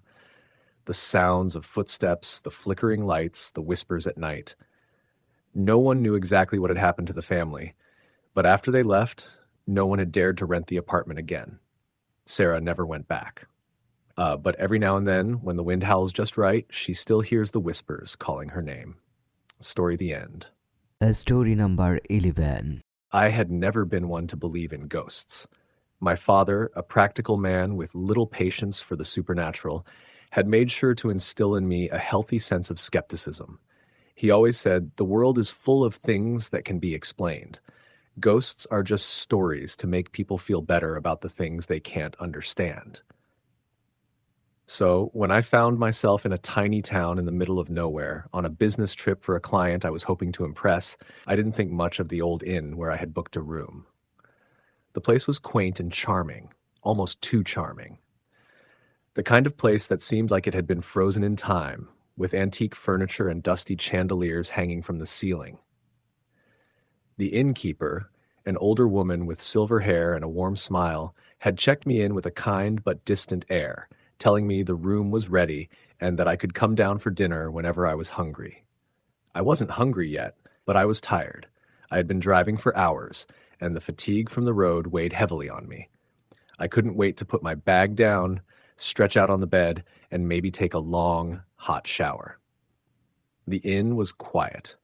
Too quiet, only the faint sound of a clock ticking somewhere in the distance and the occasional creak of the wooden floors. My room was at the end of a narrow corridor, tucked away in a corner of the second floor. The door creaked as I pushed it open, and I stepped inside. The room smelled faintly of lavender and something else, something old, perhaps the furniture itself, or the layers of history that seemed to cling to the walls. The bed was large, with a heavy quilt draped over it, and the furniture was antique, each piece looking like it had a story of its own. The window overlooked a dense forest, and the sky was beginning to darken, turning shades of orange and purple as the sun set. I unpacked my things quickly, throwing my suitcase on the bed and hanging a few clothes in the small wardrobe. I opened the bathroom door and was pleased to find it clean and well kept. I decided I would freshen up before going downstairs to have dinner. The shower was exactly what I needed. As the hot water streamed over me, the tension in my muscles melted away. I was so relaxed, in fact, that I almost didn't hear the noise. It was faint at first, like a low rustling sound, the kind you might hear if a curtain was being pulled across a rod. But there were no curtains in the bathroom. I paused mid-shampoo, the sound tugging at the edge of my consciousness. I strained my ears, but there was nothing more, just the faint sound of water hitting the tiles and the distant hum of the inn's old plumbing. I shook my head, dismissing the thought. It was probably just the house settling, or maybe the wind outside. I finished my shower and dried off, still feeling a slight unease that I couldn't shake. When I stepped back into the bedroom, I noticed the air felt heavier, thicker somehow. I didn't know why it felt different, but I couldn't help but feel as if someone was watching me. I walked over to the window and peered out, seeing nothing but the dark silhouettes of trees in the growing dusk. My reflection stared back at me from the glass, and I couldn't help but feel an odd chill run down my spine. I quickly shook the feeling off and grabbed my jacket, deciding I would go downstairs for dinner and try to shake off the strange unease I was feeling. As I made my way down the narrow hallway, I noticed how quiet it was. Too quiet. It was the kind of silence that pressed in on you, making every step sound louder than it should. The floors creaked beneath my feet as I walked, and I couldn't shake the feeling that something was just out of sight, lurking in the corners of the building. When I reached the staircase, I heard a faint whispering sound, so faint that I thought I had imagined it. I froze, listening intently, but there was only silence again. I took a deep breath and descended the stairs, trying to calm my nerves. The dining room was just as old-fashioned as the rest of the inn. The walls were lined with faded wallpaper, and the tables were set with delicate china and silverware. The only other person in the room was an elderly man sitting in the far corner, staring at the fire crackling in the hearth. His face was lined with age, his eyes tired but sharp.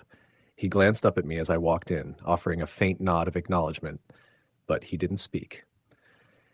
I took a seat at a table by the window and waited for the innkeeper to bring me my meal. As I sat there, the unease I had felt in my room seemed to creep back in. The quiet of the inn, the soft tick-tock of a distant clock, the way the shadows seemed to stretch unnaturally in the corners of the room. It all felt too much like a scene out of a story, one that I knew would only make sense once the inevitable happened. But I pushed the thought away, focusing instead on the flickering candle on the table in front of me. Dinner was a simple affair, but it was delicious. Roast chicken, vegetables, and a glass of red wine. I found myself relaxing, the tension in my shoulders easing as I ate. The innkeeper, who had reappeared, was kind and attentive, offering more wine and asking if I needed anything. I had been too distracted earlier to notice, but she seemed unusually old, her face creased and lined with time. There was something strange about her presence, as if she was both there and not there at the same time. Once dinner was over, I thanked her and made my way back to my room. The hallways were still eerily silent, and I felt the strange weight of the building pressing on me.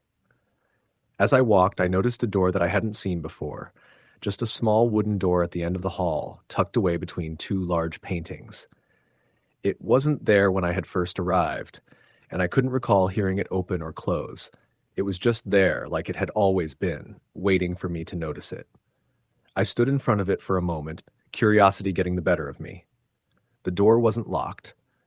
It was old, the wood cracked and weathered, but the handle turned easily when I pulled on it. It opened with a soft creak, revealing a narrow staircase that spiraled upward into darkness. I stepped inside, the air musty and stale, and I hesitated at the foot of the stairs. Something about the place felt wrong, but I couldn't bring myself to turn away. I climbed the stairs slowly, the creaking wood beneath my feet seeming to echo in the empty space. The air grew colder as I ascended, and I had to pull my jacket tighter around me. The staircase ended in a small attic-like room, and as I stepped inside, I felt a wave of nausea wash over me. The room was sparsely furnished, with only a small cot in the corner and a few crates stacked haphazardly. But what struck me the most were the walls. They were covered in what looked like scratch marks, deep, jagged lines gouged into the wood, some long, some short, some shallow, and some deep enough that I wondered how they had been made.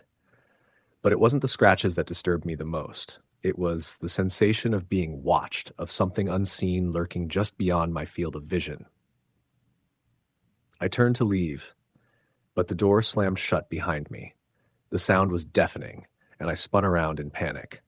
The room was now pitch black, the only light coming from a single dim bulb hanging from the ceiling.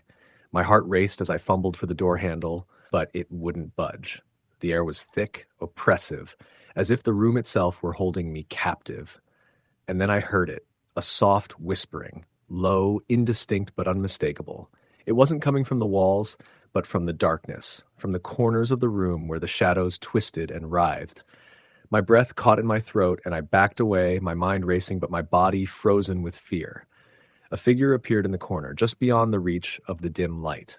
It was a woman, her features obscured by the darkness, but I could see her outline clearly. She was standing still, her head tilted slightly, as if she were listening to me. Her hands were long, thin, and covered in what looked like dirt, and her hair hung in tangled strands around her face. The whispering grew louder, clearer. "You shouldn't be here." Her voice was cold, rasping, as though it had not been used in years.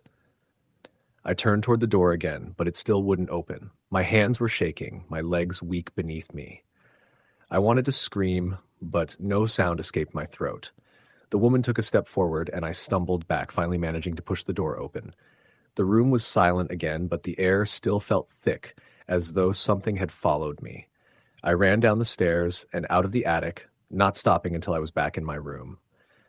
The rest of the night passed in a haze. I couldn't shake the image of the woman, her whisper, or the feeling that something unseen was always lurking just beyond the edge of my vision. The next morning, I packed my things and checked out, telling the innkeeper that I needed to leave early for a meeting. As I drove away, the strange sense of unease stayed with me. I couldn't explain what had happened at that inn, but I knew that I would never go back there again. There are some places, some things, that are better left undisturbed. Story, the end. Story number 12.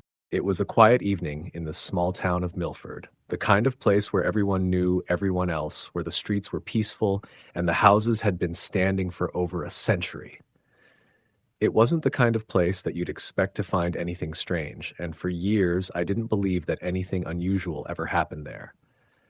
But that all changed when I moved into the old house on Hawthorne Street.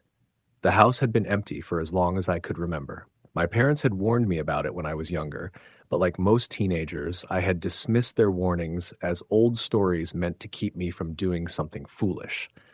But when the house went up for sale, I saw it as the perfect opportunity to get away from everything. I was in my mid-20s, just starting a new chapter in life, and a house of my own seemed like the right step. It was charming, with its creaky floors, tall windows, and old brick facade that made it feel timeless. A little too quiet, perhaps, but I liked the idea of having a place that was all mine. The first few weeks were uneventful. I spent my time unpacking, organizing, and adjusting to my new space. The house had been built in the late 1800s, and it had all the quirks of an old building: squeaky floorboards, creaky doors, and drafts that I would have expected from any house of its age. But something about the house felt off. There was a strange atmosphere that hung in the air, something I couldn't quite put my finger on. At night, I would hear faint noises coming from upstairs, like footsteps walking through the hallways. But whenever I went to investigate, the house would be completely still, as if nothing had moved at all. At first, I thought it was just my imagination playing tricks on me. After all, it was an old house, and old houses made noises. But as the days passed, the sounds became harder to ignore. It was like someone was walking around upstairs when there was no one there. Sometimes I'd be sitting on the couch and I'd hear the faint sound of whispers coming from the direction of the attic. The whispers would stop the moment I got up to investigate. The house never seemed to be fully quiet, and it was starting to get under my skin. It wasn't long before I learned the history of the house, and that's when things began to take a darker turn. One night, while I was at the local diner, I overheard a conversation between two older women who had lived in Milford their entire lives. They were talking about the old Hawthorne house, and when I heard the words haunted and death, my interest was piqued. When I asked them about it, they were hesitant at first, but eventually they told me the story. The house had once belonged to a family, the Carver family. The father, George Carver, had been a wealthy man who was known for his success in business. His wife, Clara, was a quiet woman who rarely left the house. They had two children, James, who was just a toddler when they moved in, and their daughter, Margaret, who had been about 8 years old.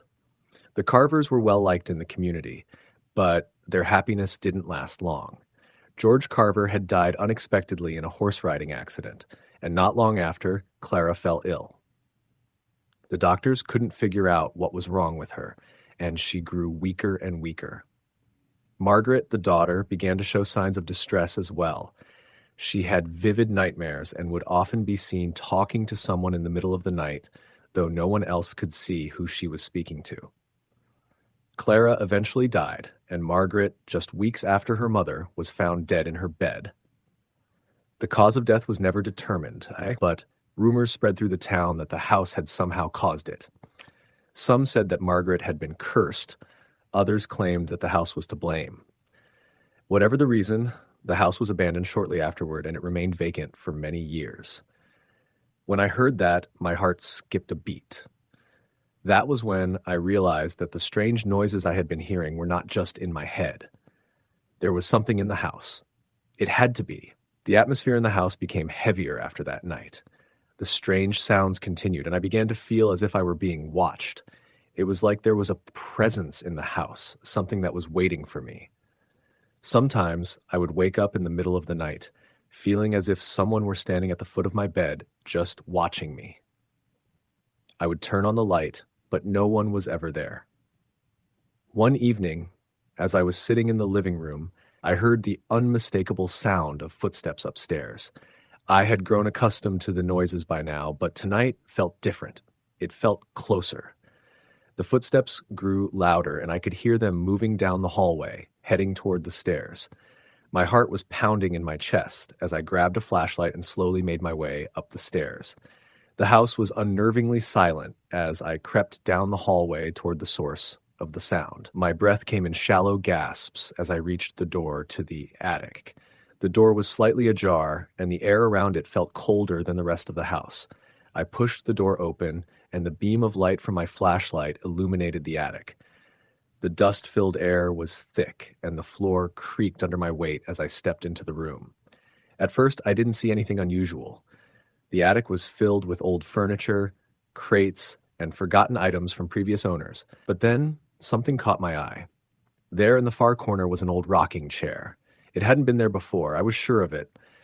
The chair was rocking back and forth slowly, as if someone had just gotten up from it. I froze. My flashlight trembled in my hand as I stared at the chair, unable to move. And then the whispering started again. "Help me." It was soft at first, barely audible, but then it grew louder. My heart raced as I backed away slowly, the beam of light following the chair. The rocking stopped abruptly, and the room fell into an eerie silence. Suddenly, I felt a cold hand on my shoulder. I spun around, but there was no one there. The room was empty, but the chill remained as if someone had been standing right behind me. My mind raced as I bolted out of the attic and down the stairs, not stopping until I was outside, gasping for air. I couldn't stay there anymore. That night, I called a local priest. He arrived the next morning and agreed to bless the house, performing a ritual to cleanse it of whatever spirits lingered. He assured me that everything would be fine, but I wasn't so sure.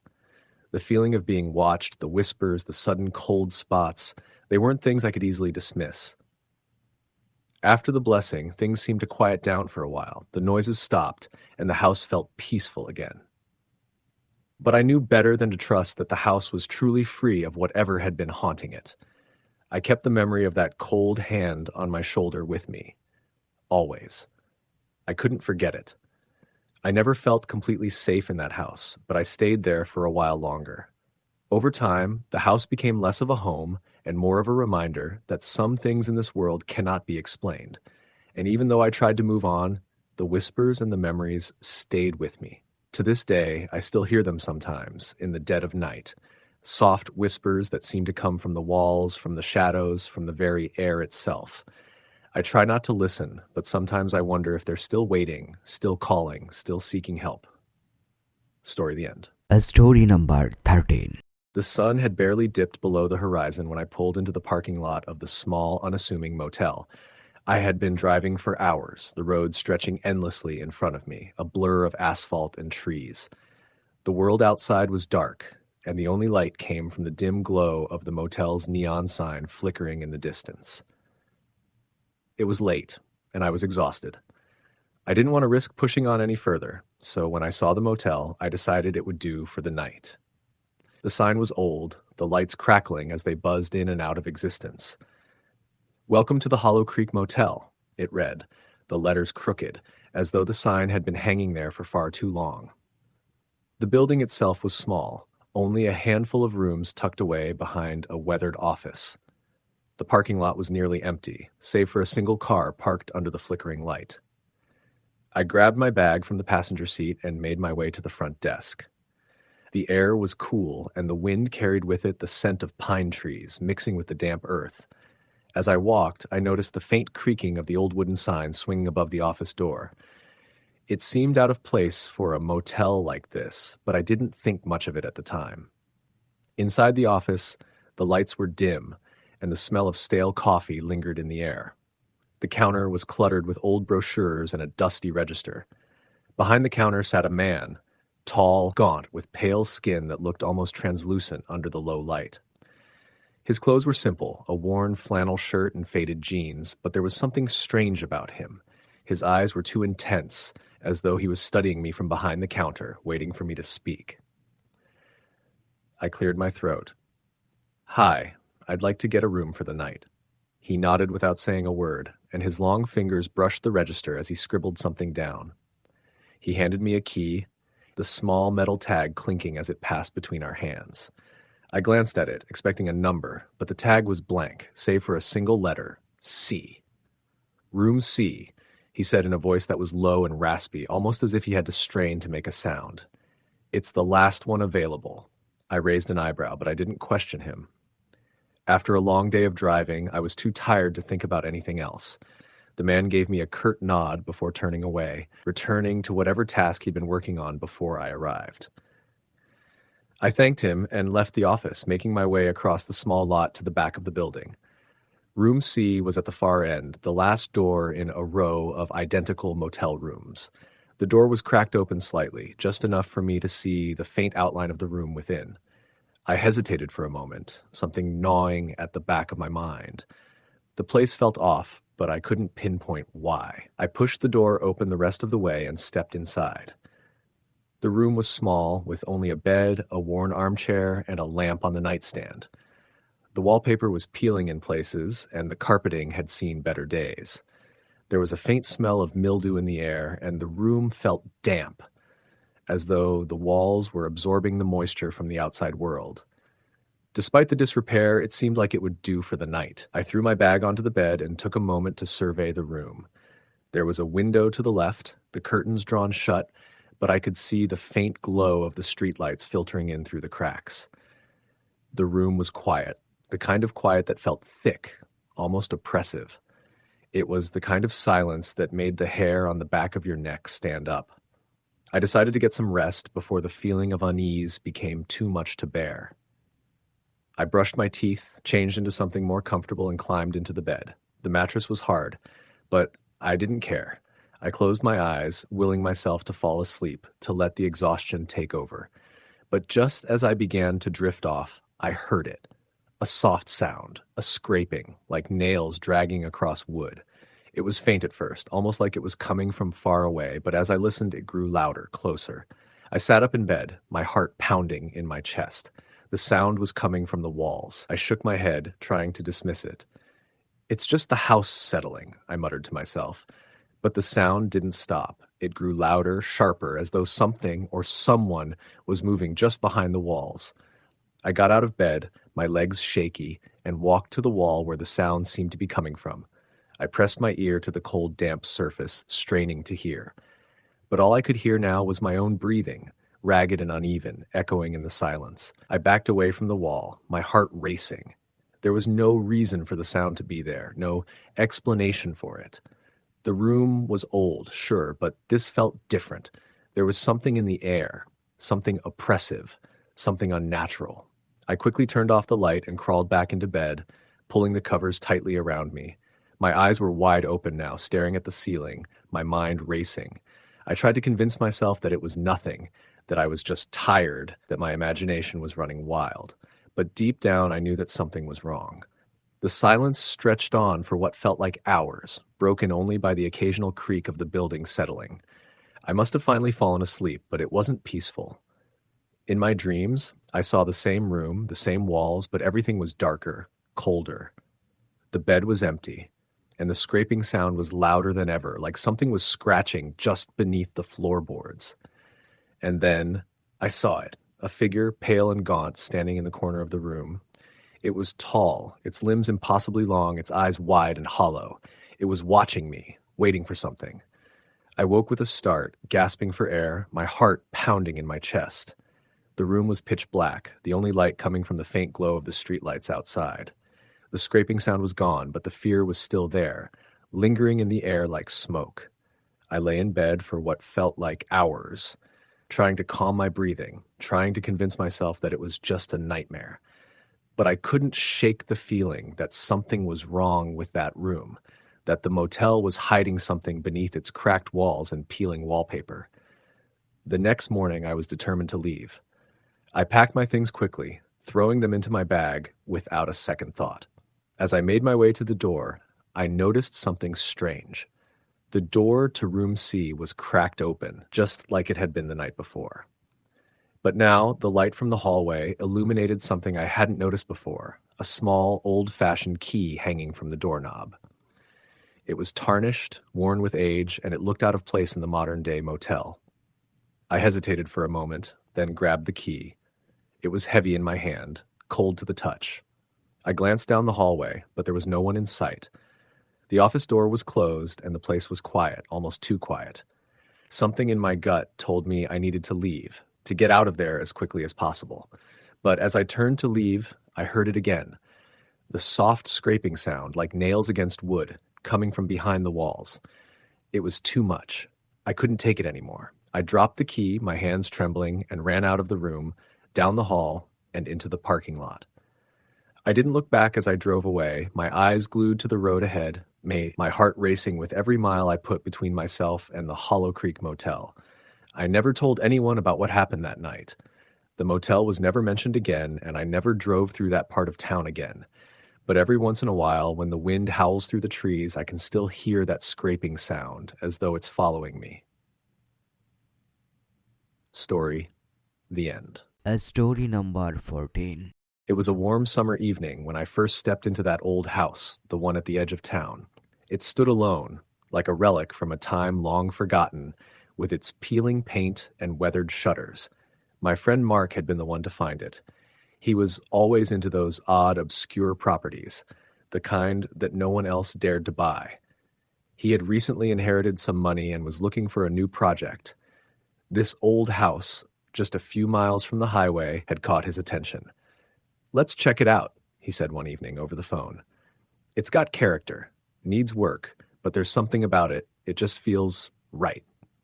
I had my doubts, but Mark's enthusiasm was contagious. So, the following weekend, I drove out to meet him. The moment I arrived, I could tell the house had been abandoned for years. The grass was overgrown and the driveway was barely visible under a blanket of weeds. The front door creaked as it opened, revealing a dimly lit hallway that smelled of old wood and dust. Mark was already inside, walking through the rooms with a flashlight in hand, casting long, strange shadows on the cracked walls. "Look at this place," he said, turning to face me. "It's like stepping back in time." I was more cautious. The air inside was thick, the silence unsettling. The floors creaked under our feet as we moved deeper into the house. Every now and then, I thought I heard a faint sound, a soft whisper, a rustle in the air. But whenever I looked around, I saw nothing out of the ordinary. We explored the downstairs first, There was a living room with faded furniture covered in dust, a kitchen that still held the faintest scent of old meals, and a long hallway that led to several rooms, most of them locked. The upstairs was even worse. The wallpaper peeled from the walls like skin, and the floorboards groaned with every step we took. Mark found a door at the far end of the hall that led to an attic.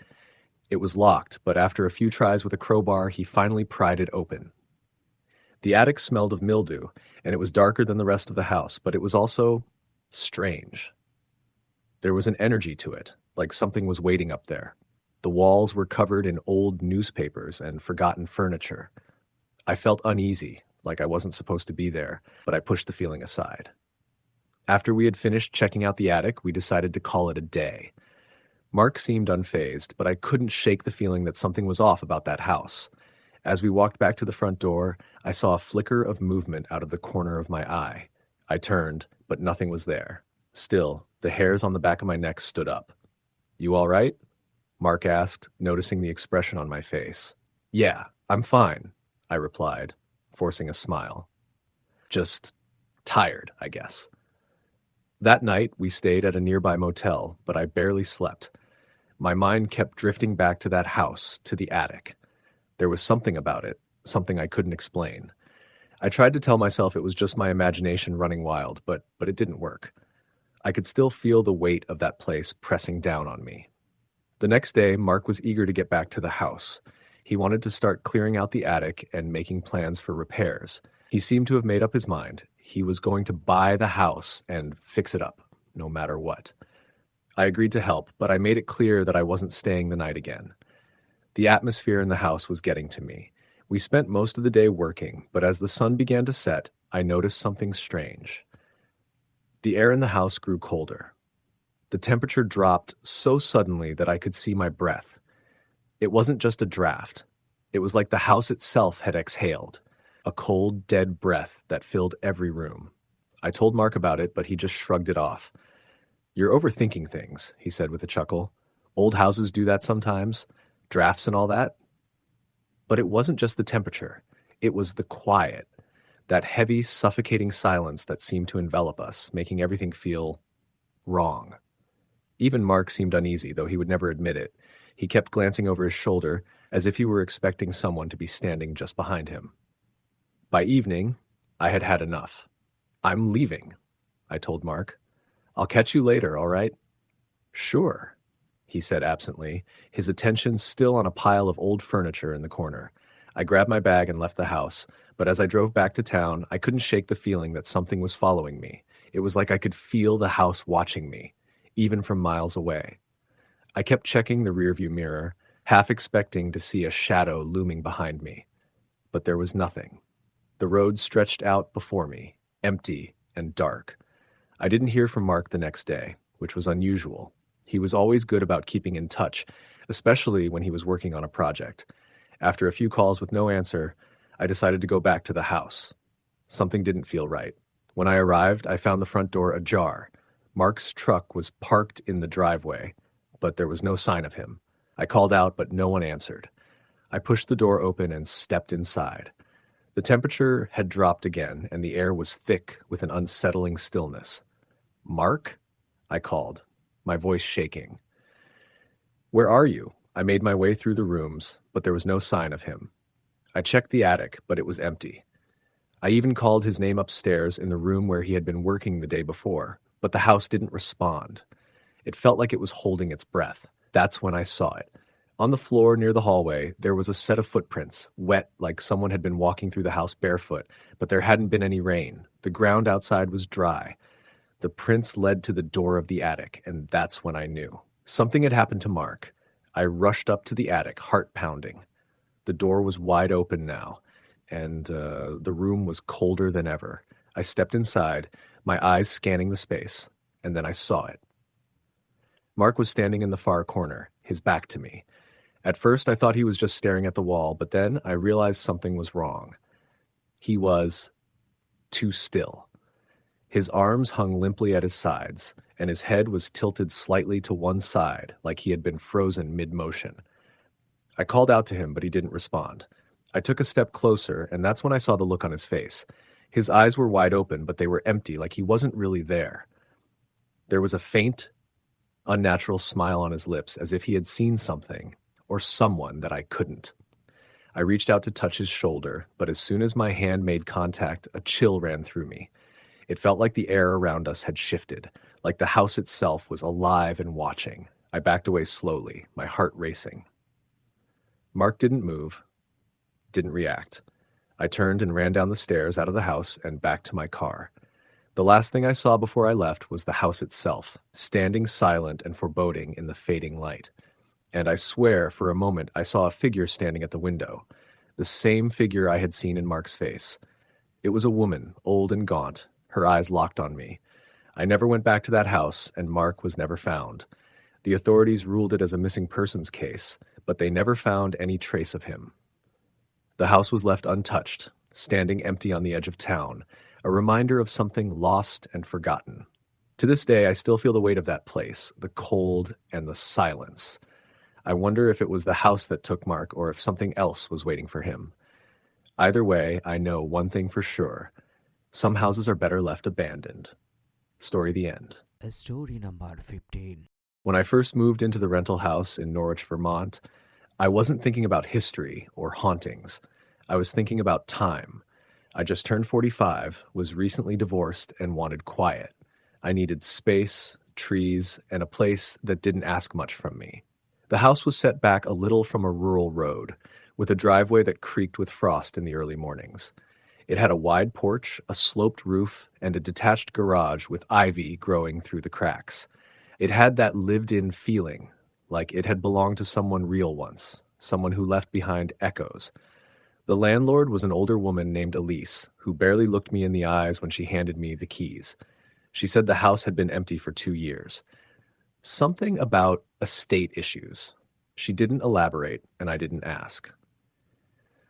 The place was clean, but it felt like someone had just stepped out of it. The curtains still held a faint scent of lavender, the pantry had a forgotten can of peaches, and the hallway closet had a single black boot sitting in the corner. Not a pair, just one boot. I left it there. The first week passed uneventfully. I worked remotely as an archivist for a historical library in Boston, so most of my time was spent scanning old manuscripts and emailing clients about preservation work. It was quiet, and I liked it that way. I would go days without speaking out loud. On the 6th night, I noticed something odd about the hallway. It had a strange draft, colder than the rest of the house. I checked the windows, shut tight, then I noticed the air had a smell to it. Not mildew or dust, but something fainter, like wax and smoke. It made the hair on my arms lift, but I chalked it up to old insulation. I started waking up at exactly 3:17 a.m. every night. Not from a noise, not from a dream, just snapping awake, heart pounding, eyes wide, no reason. At first, I thought it was just a new house adjustment. Bodies get weird with change. But it didn't stop. Every night, 3:17 on the dot. Eventually, I stopped checking the clock. I knew the feeling well enough by then. The air would shift, and I'd sit up in bed, throat dry, sheets cold, and wait for something that never came.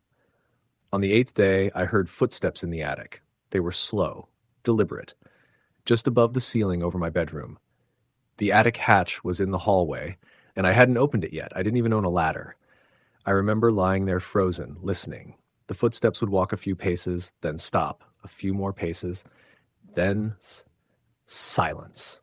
I told myself it was squirrels. That's what I told myself when I bought a ladder from the hardware store the next morning. The attic was empty. Dusty, sure, and with spider webs in the corners, but nothing that explained the sound. No droppings, no nesting, just boxes. Old ones, sealed with yellowed tape. I didn't open them at first. I'm not proud to say it, but something about them made me uneasy. I left them untouched and climbed back down, closing the hatch behind me. The footsteps started again that night. I sat in bed staring at the ceiling. This time they didn't stop after a few paces. They went back and forth, like someone pacing. I thought of those boxes. I thought of the single boot in the hallway closet. I thought of how cold the air had gotten. It was February, but I had central heat. Still, the temperature in the hallway felt like standing outside. I knew something was wrong, but I didn't know how to name it. 3 days later, I opened the boxes. There were 6 of them, each labeled in faint handwriting. The ink had bled with age, but I could make out some of the words: letters, music, photos, Samuel. That name came up more than once. The box labeled Samuel was filled with journals, dozens of them, all handwritten, dated from 1968 to 1979. The writing was neat, obsessive. The same sentences were repeated in multiple entries. She waits at the door. I hear her breathing when I sleep. Don't go near the mirror. Some pages were ripped out violently. Others had long lines drawn through them, like someone trying to erase the thoughts without destroying the book. I kept reading. There was one passage I can still recall word for word. I see her in the hallway. Only in the mirror. She's never there when I turn around. I stopped sleeping. She sings to me. It's not a song with words. It's like breathing, but wrong. The next box was filled with photographs.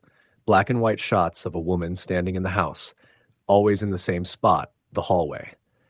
She was blurry in most of them, but her face was never visible. It was always obscured by motion or glare or something else.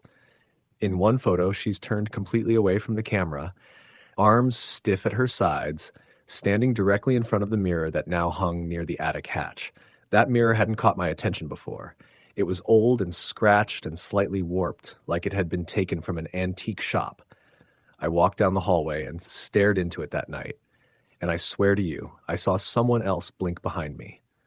The figure was tall, hair long. She wore something like a hospital gown, and her arms hung low. I turned around. Nothing. I turned back to the mirror. Empty. That was when I started hearing the breathing. Not mine. Not from the cat I didn't own. It came from the corner of the room, behind doors, inside closets, soft, rhythmic, and never matching my own breath. It got louder if I ignored it. Sometimes it sounded frustrated, like it was trying to match pace and couldn't. Other times it was sad, like someone quietly crying with each exhale. I began covering the mirrors with sheets, every one of them. It helped for a few nights. Then the sheets started sliding off in the middle of the night. Not crumpled, not fallen, slid, like someone had gently peeled them down.